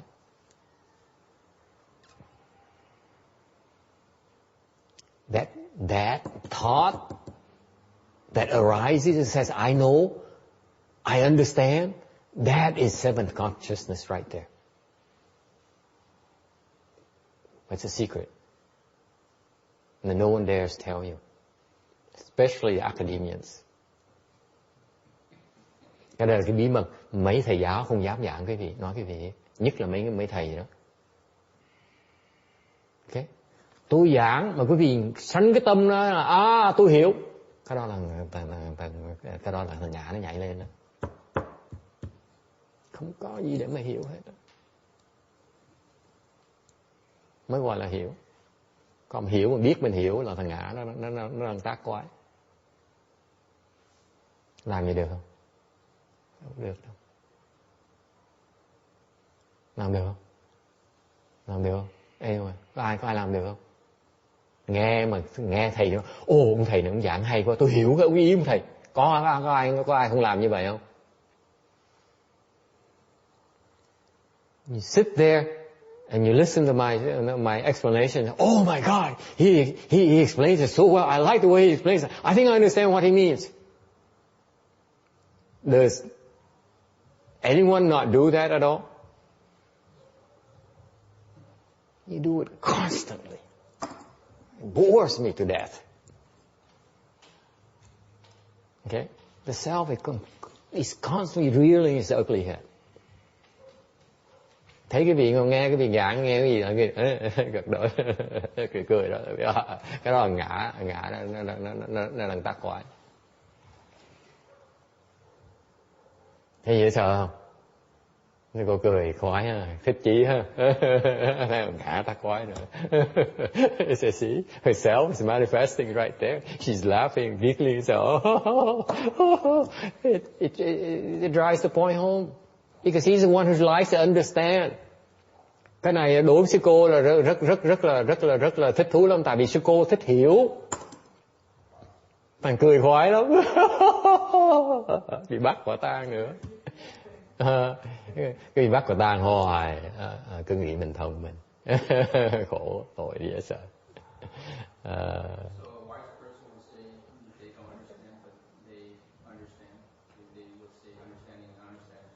It's nothing to understand.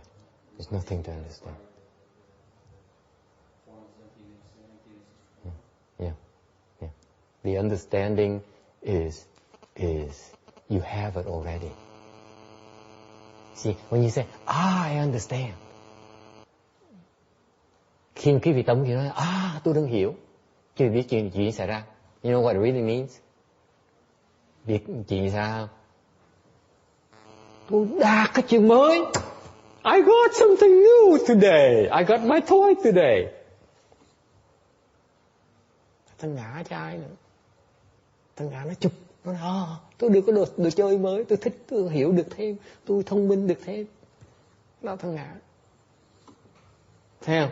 Thấy nó nhạy dễ sợ không? Vì đâu có biết đó là ngã đâu. Quý vị nghĩ, tôi đi tới, tôi lái xe tới đây, tôi bỏ thì giờ tôi ngồi đây, tôi chịu nóng rồi, tôi nhìn đói, tôi chịu lạnh rồi, tôi đau chân này nọ, tôi mỏi lưng này nọ. Để gì?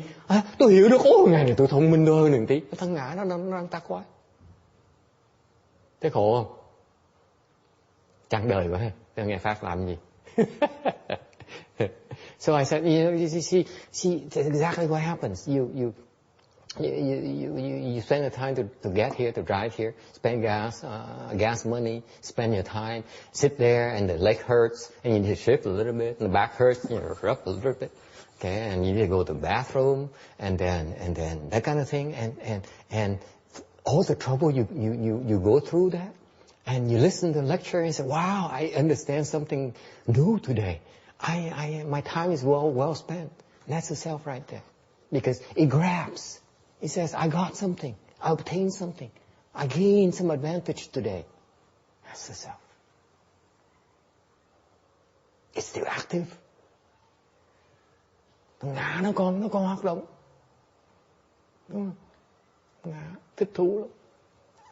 Hay quá. He lectures so well. Please. Please.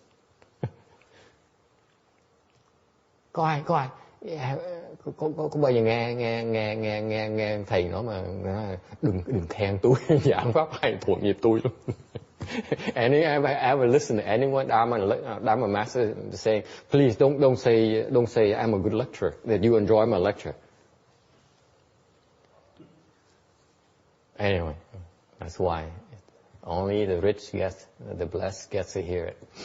Vậy, mọi người có phước với Ngài được. The great mind is difficult to bring forth. Cái đại tâm rất là khó phát. Đại tâm khó phát. Cái đại tâm là gì? What is the great mind?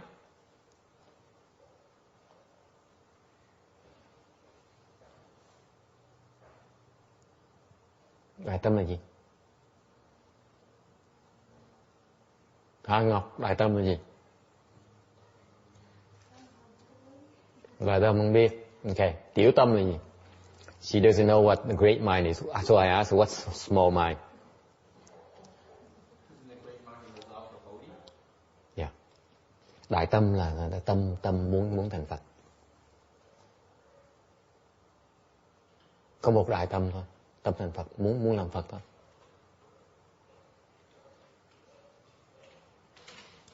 Very difficult. You may ask yourself, what's difficult about it? I've been hearing about, bringing forth a mind or body, Quý vị có thể không đồng ý, tôi nói trời đất ơi, tôi tới với thầy mấy tháng rồi, thầy nói toàn chuyện thành Phật, thành Bồ Tát, thành A La Hán, thành đạo này nọ, tôi có gì đâu khó khăn, cái đại tâm đối với tôi, thầy nói mỗi ngày mỗi tuần khi nào nghe thầy nói chuyện đó hết, nhất tháng lần. You could say this once a month you mention about Bodhi, and you mention about Buddhahood, and you mention about Bodhisattva, Mahayana, it's kind of nothing to do about it. So what's so difficult about it? Nó khó chỗ nào?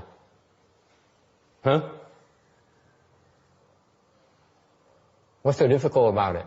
Khó chỗ nào?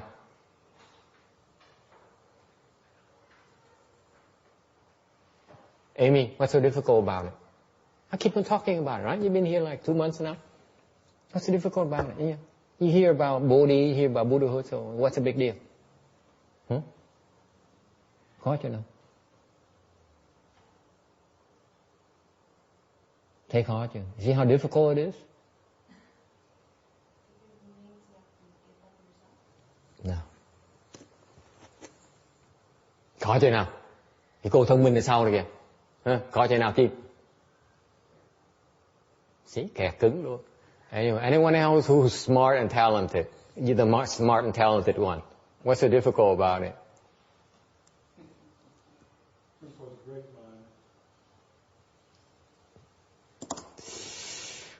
Mấy cái tưởng mình thông minh khổ ghê.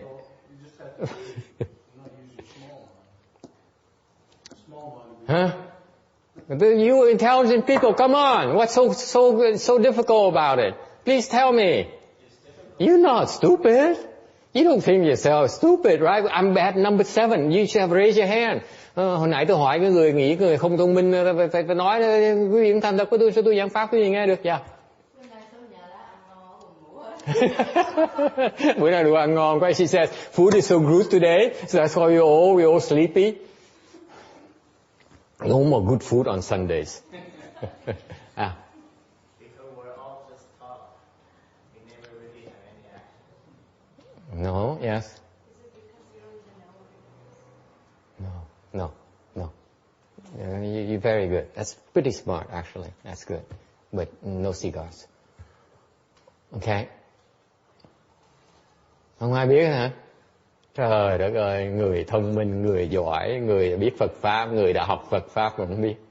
Người đã, see, the smart people, educated people, people who have been researching Mahayana for so many years now, you don't know why. Oh, my goodness. You're not that smart, are you? Chả thông minh tí nào hết. You should pay attention to my lecture. I just gave you a small quiz and you fail miserably. Quý vị phải chú ý hơn tí. Tôi mới cho cái vị mà cái khảo nghiệm mà cái vị rớt đùi hết. Đánh rớt hết. You receive Fs.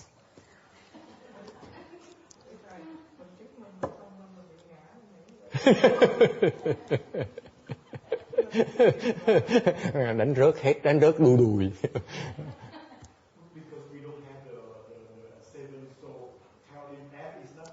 No. Why is a great mind so difficult to bring forth when you all hear about it? What's so big deal? So I tell you, you should strive for Buddhahood. I say, okay, no problem. Right? So what's so difficult about it? Tôi hỏi cái vị, tôi giảng cái vị là, cái Phật, cái quả Phật quả là cái nó vui dễ sợ, nó đáng được. Cái gì nghe? Nghe vui, được, để làm Phật. Cái gì khó đâu, đúng không? What's so difficult about it? Huh? I'm not talking about thực hành. I'm not talking about doing. She's so theoretical. I would never allow people to live home life this early. Let me tell you. Trong tương lai tôi không cho người ta, tôi không nhận đệ tử mà người xuất gia trẻ không cho mà. They're so naive. Không biết gì hết, khổ ghê. What's so difficult about it? Right? You're missing something. See, I keep on trying to give you hints and you still don't get it. I feel so bad, so sad. Tôi rầu dễ sợ lắm, quý vị biết không? Tôi cứ nhắc nó khéo, tôi nhắc qua nhắc lại hồi quý vị vẫn chưa hiểu được như thường.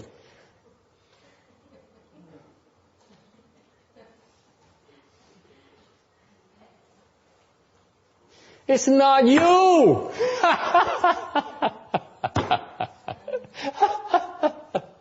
Tôi nói cái vị khó đâu. Có cho người khác. Đúng không? It's not you. It's difficult for others.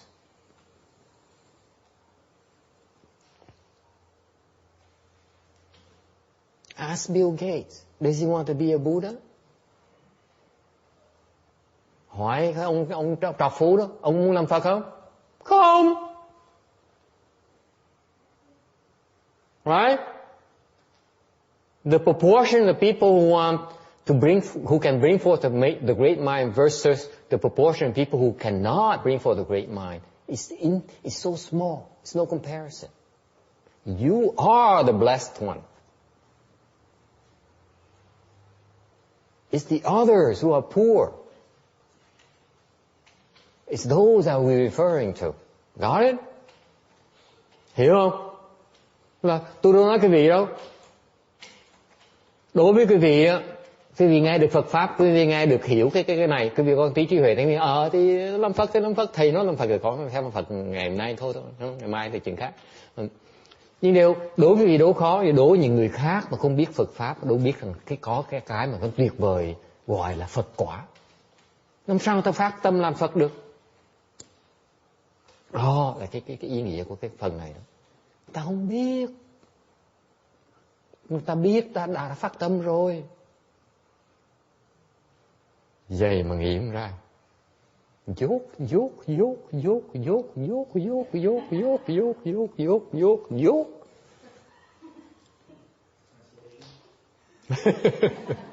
Need translation? You need translation? Huh? Huh? Make sure you understand. Make sure they understand. Huh?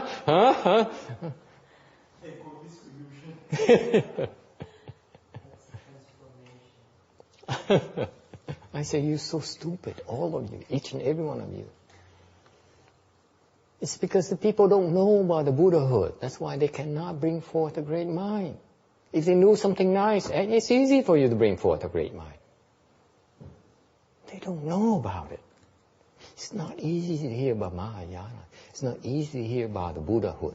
You know, when you talk to the Theravadins, even you talk to the Hinayana people, don't even bring forth a great mind. It's how difficult it is. Quý vị nghĩ chuyện chơi, những người nguyên thủy trong Phật Pháp đó nghe, người ta không có phát tâm Bồ Đề đâu, không có dễ đâu quý vị.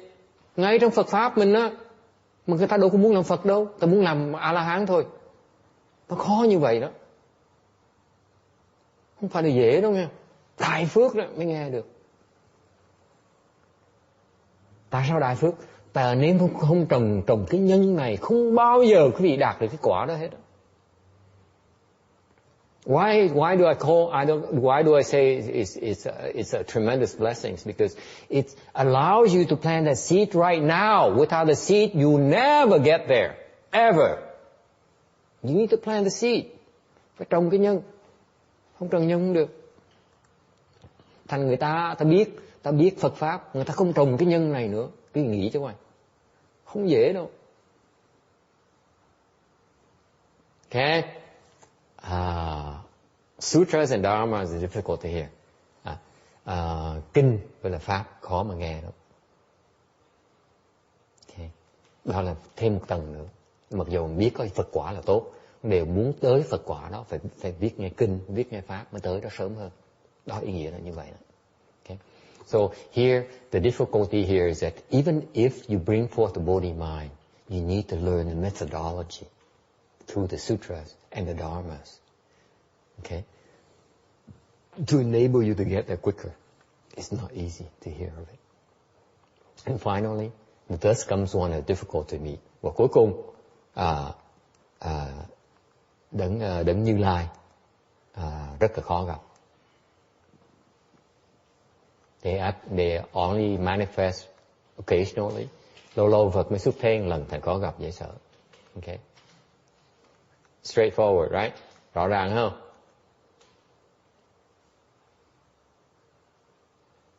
Anything beyond that? Có ai nghĩ có gì hơn, có lý do hơn là ý nghĩa hơn nữa không? Nếu nói về thôi nói làm gì? If that's all, of course the Buddha is not here right now, so it's difficult to meet. But what does it really mean? Cái khó chỗ này này. The difficulty is here. Okay. Phật á, là người đại thiền tri thức. Có nghĩa mình gặp Phật một cái, Phật chỉ đường một cái là mình đã đắc đạo rất là lẹ. Rất khó gặp người như vậy. Ý nghĩa cái phần này là vậy đó. Chứ không phải có Phật.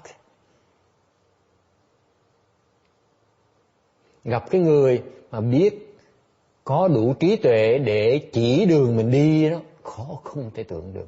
Thành Phật là tượng trưng cho đại diện cho người mà biết đường rõ nhất. Gặp cái người là khó dễ sợ lắm. Okay.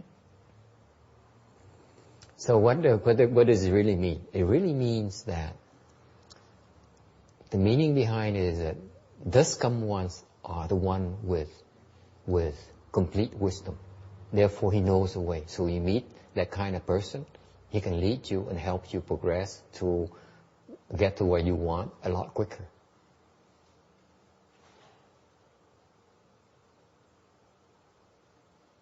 All right. So the thus come ones are only the best good know advisor you can find. Okay. So to find someone who knows the way, who can lead you there a lot quicker, a lot safer, is very difficult. That's what it means.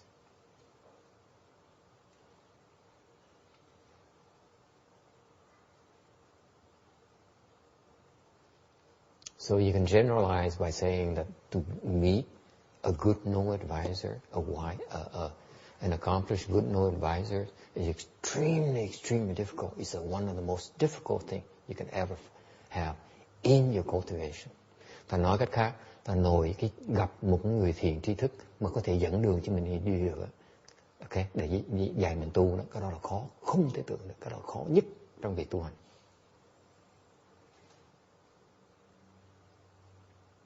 Yes.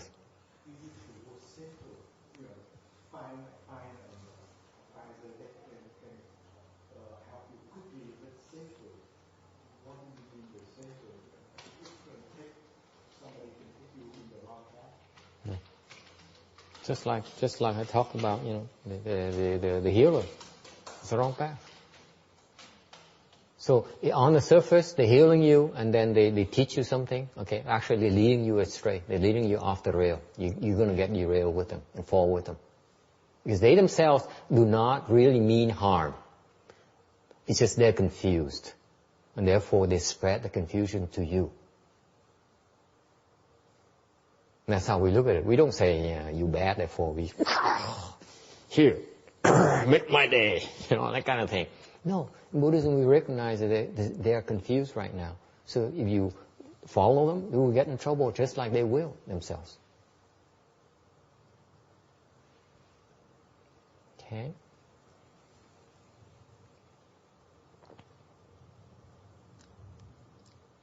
Tôi nói là thiền tri thức dẫn đường mình đi, mình cho cái sự an toàn cho mình. Ông hỏi là cái an toàn tại sao? An toàn chỗ nào? Ta nói ví dụ dạng như mình nói cái ví dụ này, cái người mà mấy người ta chơi bệnh, người ta thiệt ra ta làm bậy đó, thì người ta thiệt ra tâm người ta muốn giúp người thiệt, nhưng mà cái pháp ta bậy, thành ra người ta đi lộn đường, ta bị tối tâm, thành ra mình đi theo người ta thì người ta dẫn mình đi lọt đài. Thành cái đó là trong cái đó là họ đem vào cái sự nguy hiểm cho mình. Thì biết chọn thầy, phải biết chọn người mà theo. Còn chọn bậy là chết, là lọt đài với họ đó. Alright, questions? So the Buddha from the list here, you have to realize how blessed you are. Thành quý vị thấy, nói quý vị thấy nó tóm lại cái tấm này cho quý vị thấy cái phước dễ sợ, cái phước quý vị lớn không thể tưởng được. See how blessed you are, all of you. I may consider you stupid. Có thể nghĩ quý vị dốt, nhưng đều quý vị có phước nhiều lắm. It's a fact.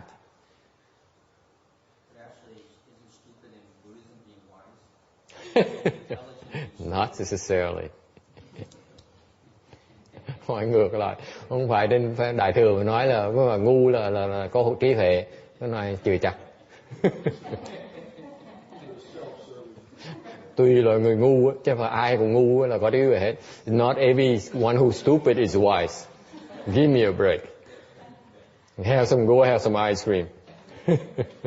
Đi ăn cà rem đi. Ok, cái phước dễ sợ không? Không dễ đâu. You take things for granted. Quý vị cứ tưởng là nó dễ dàng, cái gì nó dễ dàng thoải mái gì. Nhìn cái này nó khó không thể tưởng. Tới cái vị đã đạt được ngày hôm nay ấy, là phước đại phước. Đồng ý chưa? Okay? And that's what it takes, folks. Tôi nhắc lại quý vị, cần cái đó đó. Phải lo làm phước đi, đừng có chơi. Phước hết rồi em ơi. I'm telling you, I'm reminding you. Pay attention to your blessings. If they run out, that's when you get in trouble. Okay?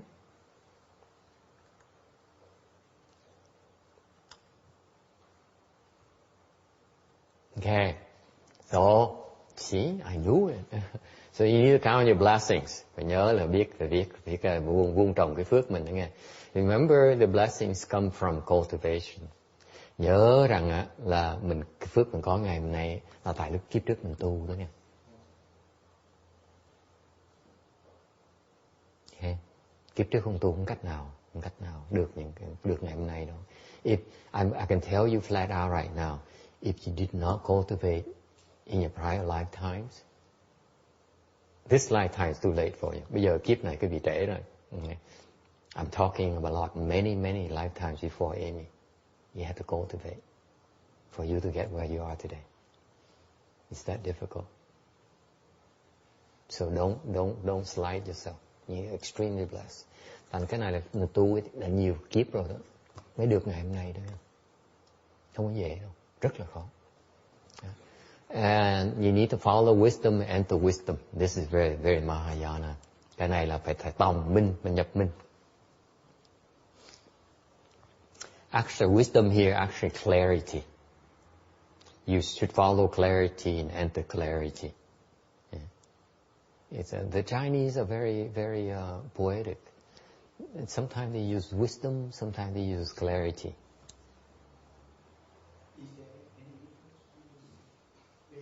They refer to the same thing, but clarity sometimes is more poetic than wisdom, because people get tired of hearing wisdom. Hỏi ta dùng cái chữ này là dùng tòng minh chứ không phải tòng huệ nha. Thì thiệt ra có khác biệt gì, câu hỏi là khác biệt giữa huệ với minh khác nhau, nó giống nhau thôi. Tại đây theo chữ tàu, để mà theo cái chữ tàu nó có văn chương, nó hoa hòe hơn một tí. Ta dùng chữ minh thì nó nghĩa nó cũng giống nhau thôi. Yes. I don't think clarity and wisdom are the same thing at all. The wisdom is something that's acquired from either by being taught or from experience. Mm-hmm. And clarity is just seeing what is, Mm-hmm. without Mm-hmm. laying anything on it, without doing an analysis. Okay, ông không đồng ý. Ông nói là cái huệ với là cái minh đó nó khác nhau. Cái huệ là huệ, còn cái minh đó, cái minh đó là cái mình thấy rõ thôi. Okay, you agree with that? Có đồng ý không?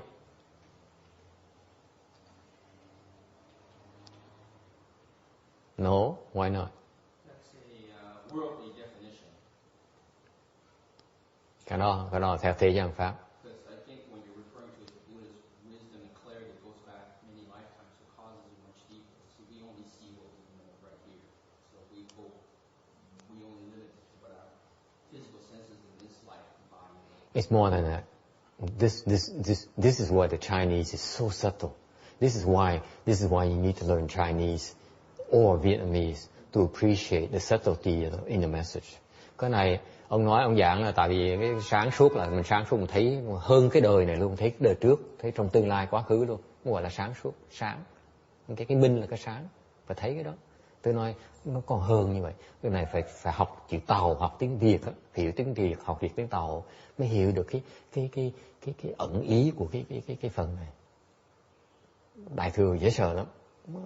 Mấy thầy, mấy cô dạy là đã Bồ Tát dạy là sâu sắc không thể tưởng được. Mà quý vị đọc cái này đâu có thấy được, đâu có hiểu nữa. The teaching is very profound. And you look at it and you say, follow wisdom, enter wisdom. Even the Chinese people, Vietnamese people, nhà hàng mấy người Tàu đó, đọc chữ Tàu hiểu không? Sủng miệng, ru miệng. Ok? Hiểu chưa? Hả? Khá là thụng. Thụng má? Mấy rồi.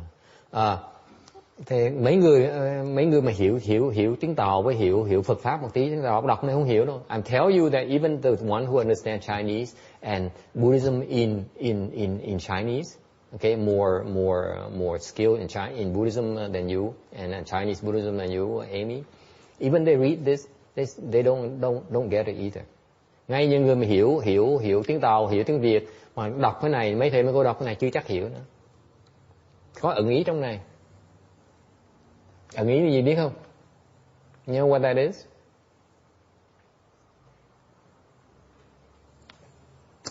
It's this right here. Đây, ẩn ý ở đây này. Chữ này. Cái chữ này. It's right here. Sủng, ru. Chữ này. Chữ tòng, với chữ nhập. Ẩn ý đó. Dễ sợ không? Tôi không chỉ ra cái đọc cái lớp có thôi, đâu có hiểu là cái đang dạy là cái gì. If I didn't point it out to you, you probably gloss over and say, okay, let's move on to next more important things, more interesting things. You know what it means? Now that I gave you a clue, I gave you the clues already. Okay, quiz. Bây giờ tôi cho quý vị, tôi giảng rồi, bây giờ tôi hỏi quý vị. Okay. Nghĩa là gì? Hiểu chưa? Bây giờ hiểu chưa? You get it now? Let's go on.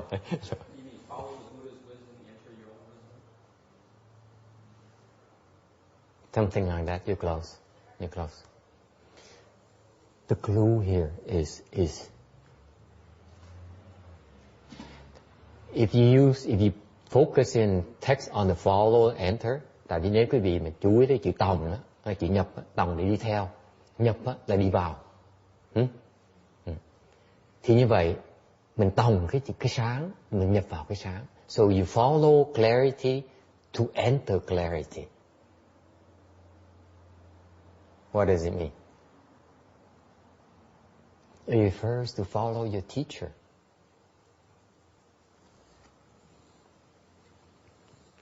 In Chinese, they have a saying, the teacher is, the Chinese for teacher is 明眼人, meaning clear-eyed advisor. Chữ Tàu có chữ gọi là, cái thiền sư Thích Minh Tàu gọi là minh nhãn nhân. Con người này mắt nó sáng dễ sợ lắm. Thầy mình là người mắt sáng. Thành đi theo cái người mắt sáng, mình mới nhập được ánh sáng.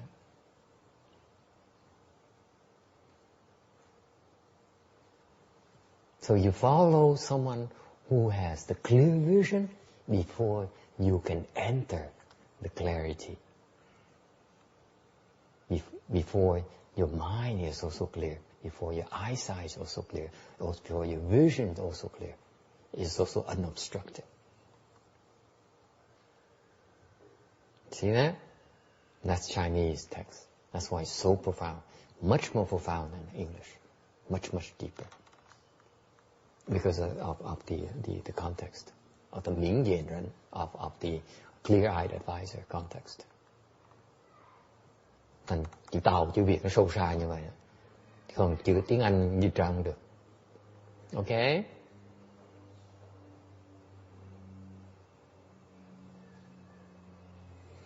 Seeking thus someone's trace. Mình đi truy cái tông tích của Phật. Why? Tại sao vậy? Đi tìm cái vết tích của Phật để làm gì? Does it mean going to India? Có nghĩa là mình về qua Ấn Độ hả?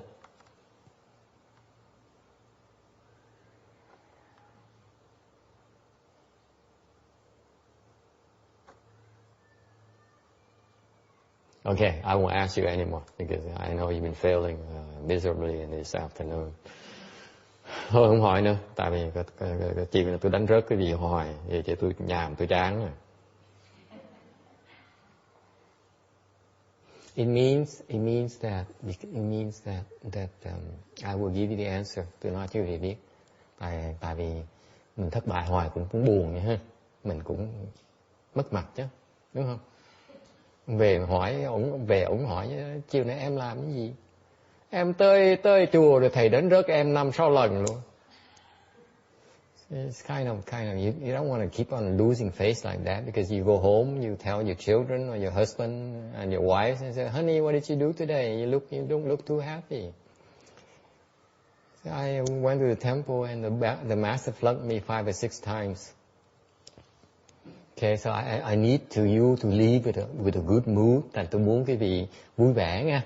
Mình đi, mặc dù tôi đánh rớt cái vị, tôi nghĩ cái vị dốt lắm, nhưng đều kệ không sao, nó từ thông minh, từ vì chịu khó tu thì thông minh thêm. So be patient, don't get dejected on me, because I'm just reminding you are stupid and not that smart, and you need to work harder. Okay, so but keep your spirits up. It really means that the Buddha do everything on purpose. Phật, bất cứ gì Phật làm thì có cái lý do hết. Thành ra người ta đi tìm cái tông tích của Phật để làm gì? Để học cái pháp của Phật đang dạy mình là pháp gì? Để sâu chứ sợ.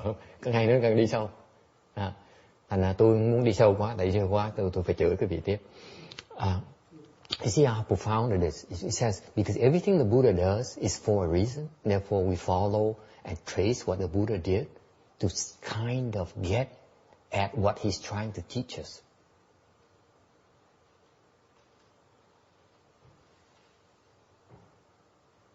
It's not going to India, okay? And visit India and say, let me go and visit the sagely grounds. Đây không phải là mình phải đi lập tức về gọi điện thoại đi mua vé máy bay đi Ấn Độ để mà viếng những cái cảnh linh thiêng nha. Không phải đâu. Mình học cái chỗ Phật đã tu, pháp tu ở chỗ nào, đang tu gì. Nếu mình biết những cái đó, mình hiểu Phật đang dạy mình cái gì. Because if you go back over what the Buddha did in his lifespan, he did it for the purpose of teaching us how to cultivate. Okay, sắp hết giờ rồi. Nói nhiều quá, mấy tôi chán rồi. Chắc tôi đi ăn cà rem rồi. I'm getting bored because I'm boring or flunking people. It's no fun. Trust me, it's no fun in insulting people. Nói tới thì quý vị chửi quý vị chả vui gì đâu. Yeah, question.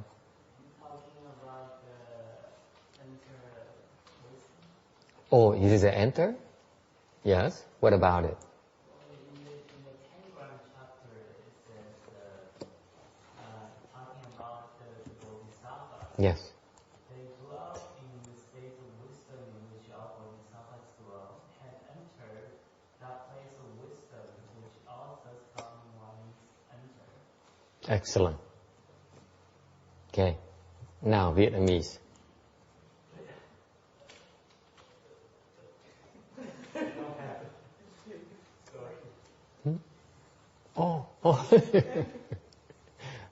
Nhỏ giỏi, nhỏ nó hỏi cái chị Nhập, thầy Nhập, chị Nhập. Tôi phải làm lơ, giảng nhiều của tôi vì tôi mỏi lưỡi. Giảng nhiều quá mà cái mắt cái không hiểu. I don't want to go deeper because I look at you, I have this blank stare in your face. Please don't insult me anymore. I have so much I can take. Cái mặt đờ ra, mắt đờ ra, tôi không biết tôi giảng nổi, chịu không nổi nữa. Nó hỏi chị Nhập ra trong cái kinh Hoa Nghiêm, chị Nhập là trong cái nhập là nhập vào cái trí huệ của Bồ Tát. Okay, let me tell you what about the Flower Adornment Sutra. Nói cái vị nghe cái kinh Hoa Nghiêm nó hay chỗ này nè. One of the most famous chapters in the Avatamsaka Sutra is entering a Dharma realm. cái kinh Hoa Nghiêm á, một vài phẩm nổi tiếng nhất á, mà rất thịnh hành nhất á, hay nhất á, kinh Hoa Nghiêm là cái phẩm thâm nhập pháp giới, có chữ nhập ở trong đó. The word entering right there should be a clue for you. Okay, how to enter the Dharma realm? Làm sao mình nhập vào được cái pháp giới? Nhập pháp giới làm gì? Nhập được cái trí huệ của Bồ Tát. You enter the Dharma realm to enter the Bodhisattva's wisdom. That's what it means. Got that? See, I didn't really realize I could explain the Avatamsaka Sutra. I thought it would be 10 more years before I explain it. Nói thiệt quý vị, tôi tính là khoảng 10 năm rồi tôi mới giảng kinh Hoa Nghiêm. Không ngờ bây giờ giảng trước một bữa. So what it means is that it's a beautiful Dharma. You should read it. You won't get anything out of it, but you should read it. I'm reading it. I'm not getting anything else. Are you reading it? Yeah. Chapter 39? Not yet. Are you there yet? No. Okay. Chapter 39 is a beautiful chapter. It's one of my favorites. Cái phẩm 39 là một cái phẩm mà tôi thích nhất. Okay. Is it maybe 36? Is it 39 or 36? I forgot. I think 39, something like that. It's in the 30s. Okay. Thì hay cho nó thâm cái phẩm nhập pháp giới. So you entering the Dharma realm. That's how you enter the Bodhisattva. It's equivalent. Nhập pháp giới giống nhập vào cái trí huệ Bồ Tát là nó song song với nhau. I don't think they explain that in English like that already yet. Okay. Họ giảng tiếng Anh chưa giảng tới phần đó như vậy đâu. But I explain it to you. Okay. The beauty of that chapter is that Good Wealth Bodhisattva was sent by his teacher to go from teacher to teacher to learn how to get to the next level. Ở trong cái phẩm đó hay lắm, tại vì cái thiện tài đồng tử mới được thầy là Văn Thù Sư Lợi mới nói ra lệnh nói này con muốn thành Bồ Tát hả? Thầy về con cái pháp này, con tới gặp ông thầy kia này, bà thầy kia này mà học. Thì giới thiệu tới thầy để mà học. Gặp thầy thì người thầy gặp người thầy thì đắc được cái pháp này lập tức. Xong người thầy đó mới giới thiệu qua người thầy tiếp theo trình độ cao hơn, đắc được cái pháp tiếp. Thành người thầy này giới thiệu tới người thầy khác. Okay. So what happened is that Manjushri Bodhisattva told Goodwill, say, okay, you want to become a Buddha, right? So I teach you how to do that. Go there and learn from this master. So he went there, Goodwill Bodhisattva went there and learned from the first teacher and accomplished the Dharma. Then that teacher says, okay, now you got my Dharma, okay, you should move on to that next teacher right there. He or she referred to the next teacher. So Goodwill then went to the next teacher and accomplished the Dharma, repeated himself like that down the line until he became accomplished. That's called entering the Dharma realm. Vì vậy mình mới đắc đạo, gọi là nhập pháp giới. Okay, so and that's exactly what this thing is. This is exactly what entering wisdom means, right there. That's how you enter wisdom, not by reading. No. You don't get it. Cái đó mới gọi là gọi là nhập minh đó. Gặp thầy mới nhập minh được. Okay? You cannot enter wisdom until your teacher helps you. So side question. When call us, your disciple is a root. Yeah. Is that because you have that? Okay. Ice cream time for real now. Ông hỏi tôi là nếu như vậy lúc mà bây giờ khi mà tôi gọi đệ tử tôi á, đệ tử của tôi gọi là họ nhập, thì cái là cái ý tôi như vậy hả? What do you think? Quý vị nghĩ sao?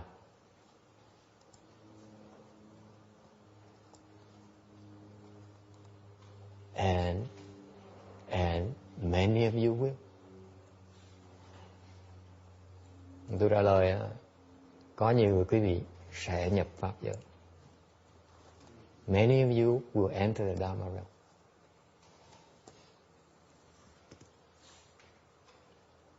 Okay?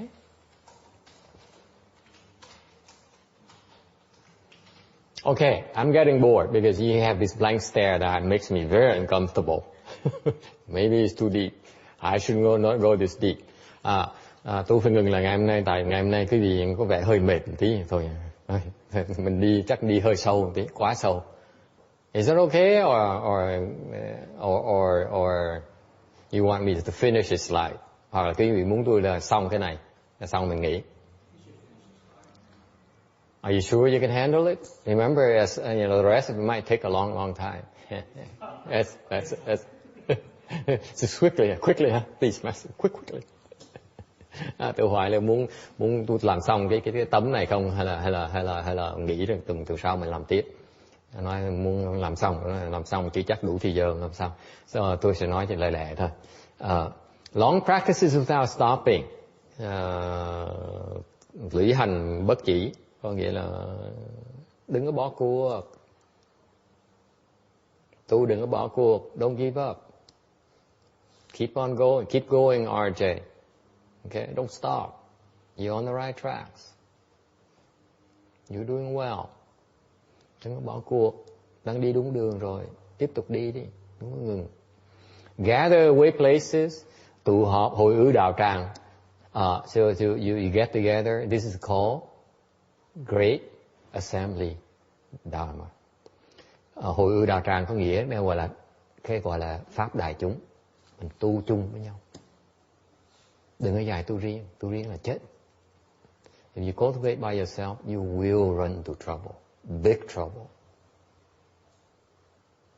I keep on reminding you cannot cultivate by yourself. Quý vị tu mình không được đâu. Không cách nào tu mình được. Not destroy one's roots.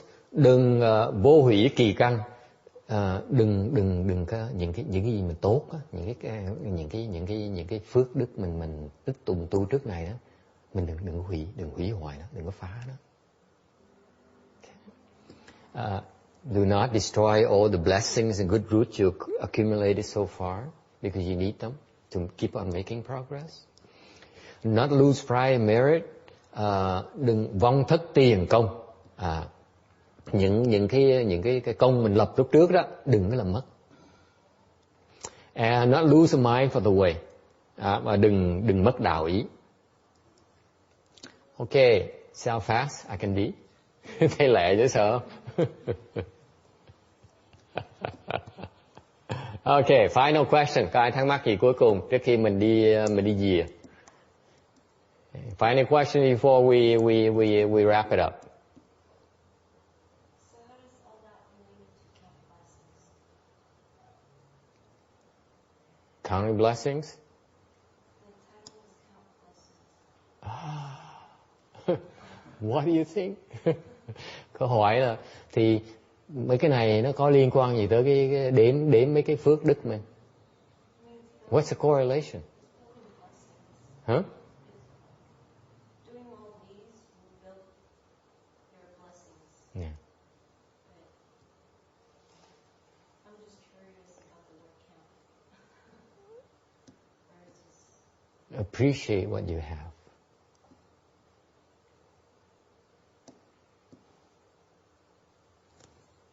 I'm being derogative. I'm being maybe not formal enough. Counting here in the context of appreciate what you have. Okay? Because it's you have an oodles of blessings. Believe it or not. Okay? Ngoài cái tấm này tôi nói là đếm phước tôi nói là tôi đùa, đếm là đếm có nghĩa tôi nói ý tôi nói là cái gì phải có phước đức lớn lắm mới làm được những cái chuyện này, mới có được cái cảnh giới này ngày hôm nay. Okay, anything else? Okay, so we stop here today.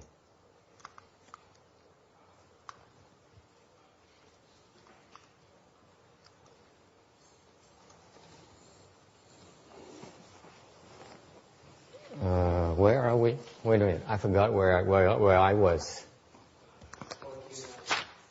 Which number is that? 429. Huh? 429? Oh yeah, that's right. Thank you.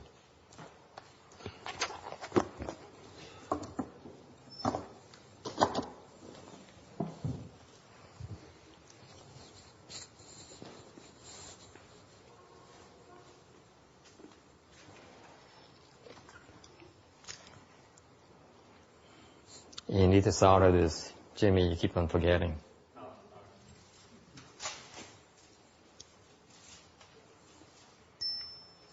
May these merits and virtues adorn the Buddha's Pure Land, repaying the 4 kinds of kindness above, aiding a threefold path below.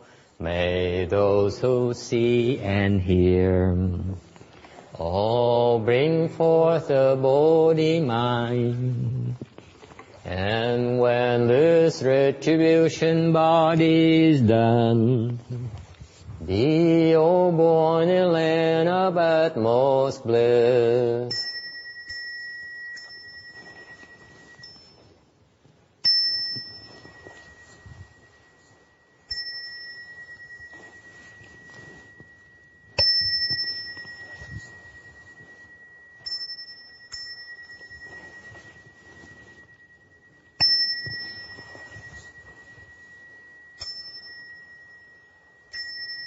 Have a great week. Thanks for coming. Chúc quý vị một cái tuần được hạnh phúc và vui vẻ. Gặp sau.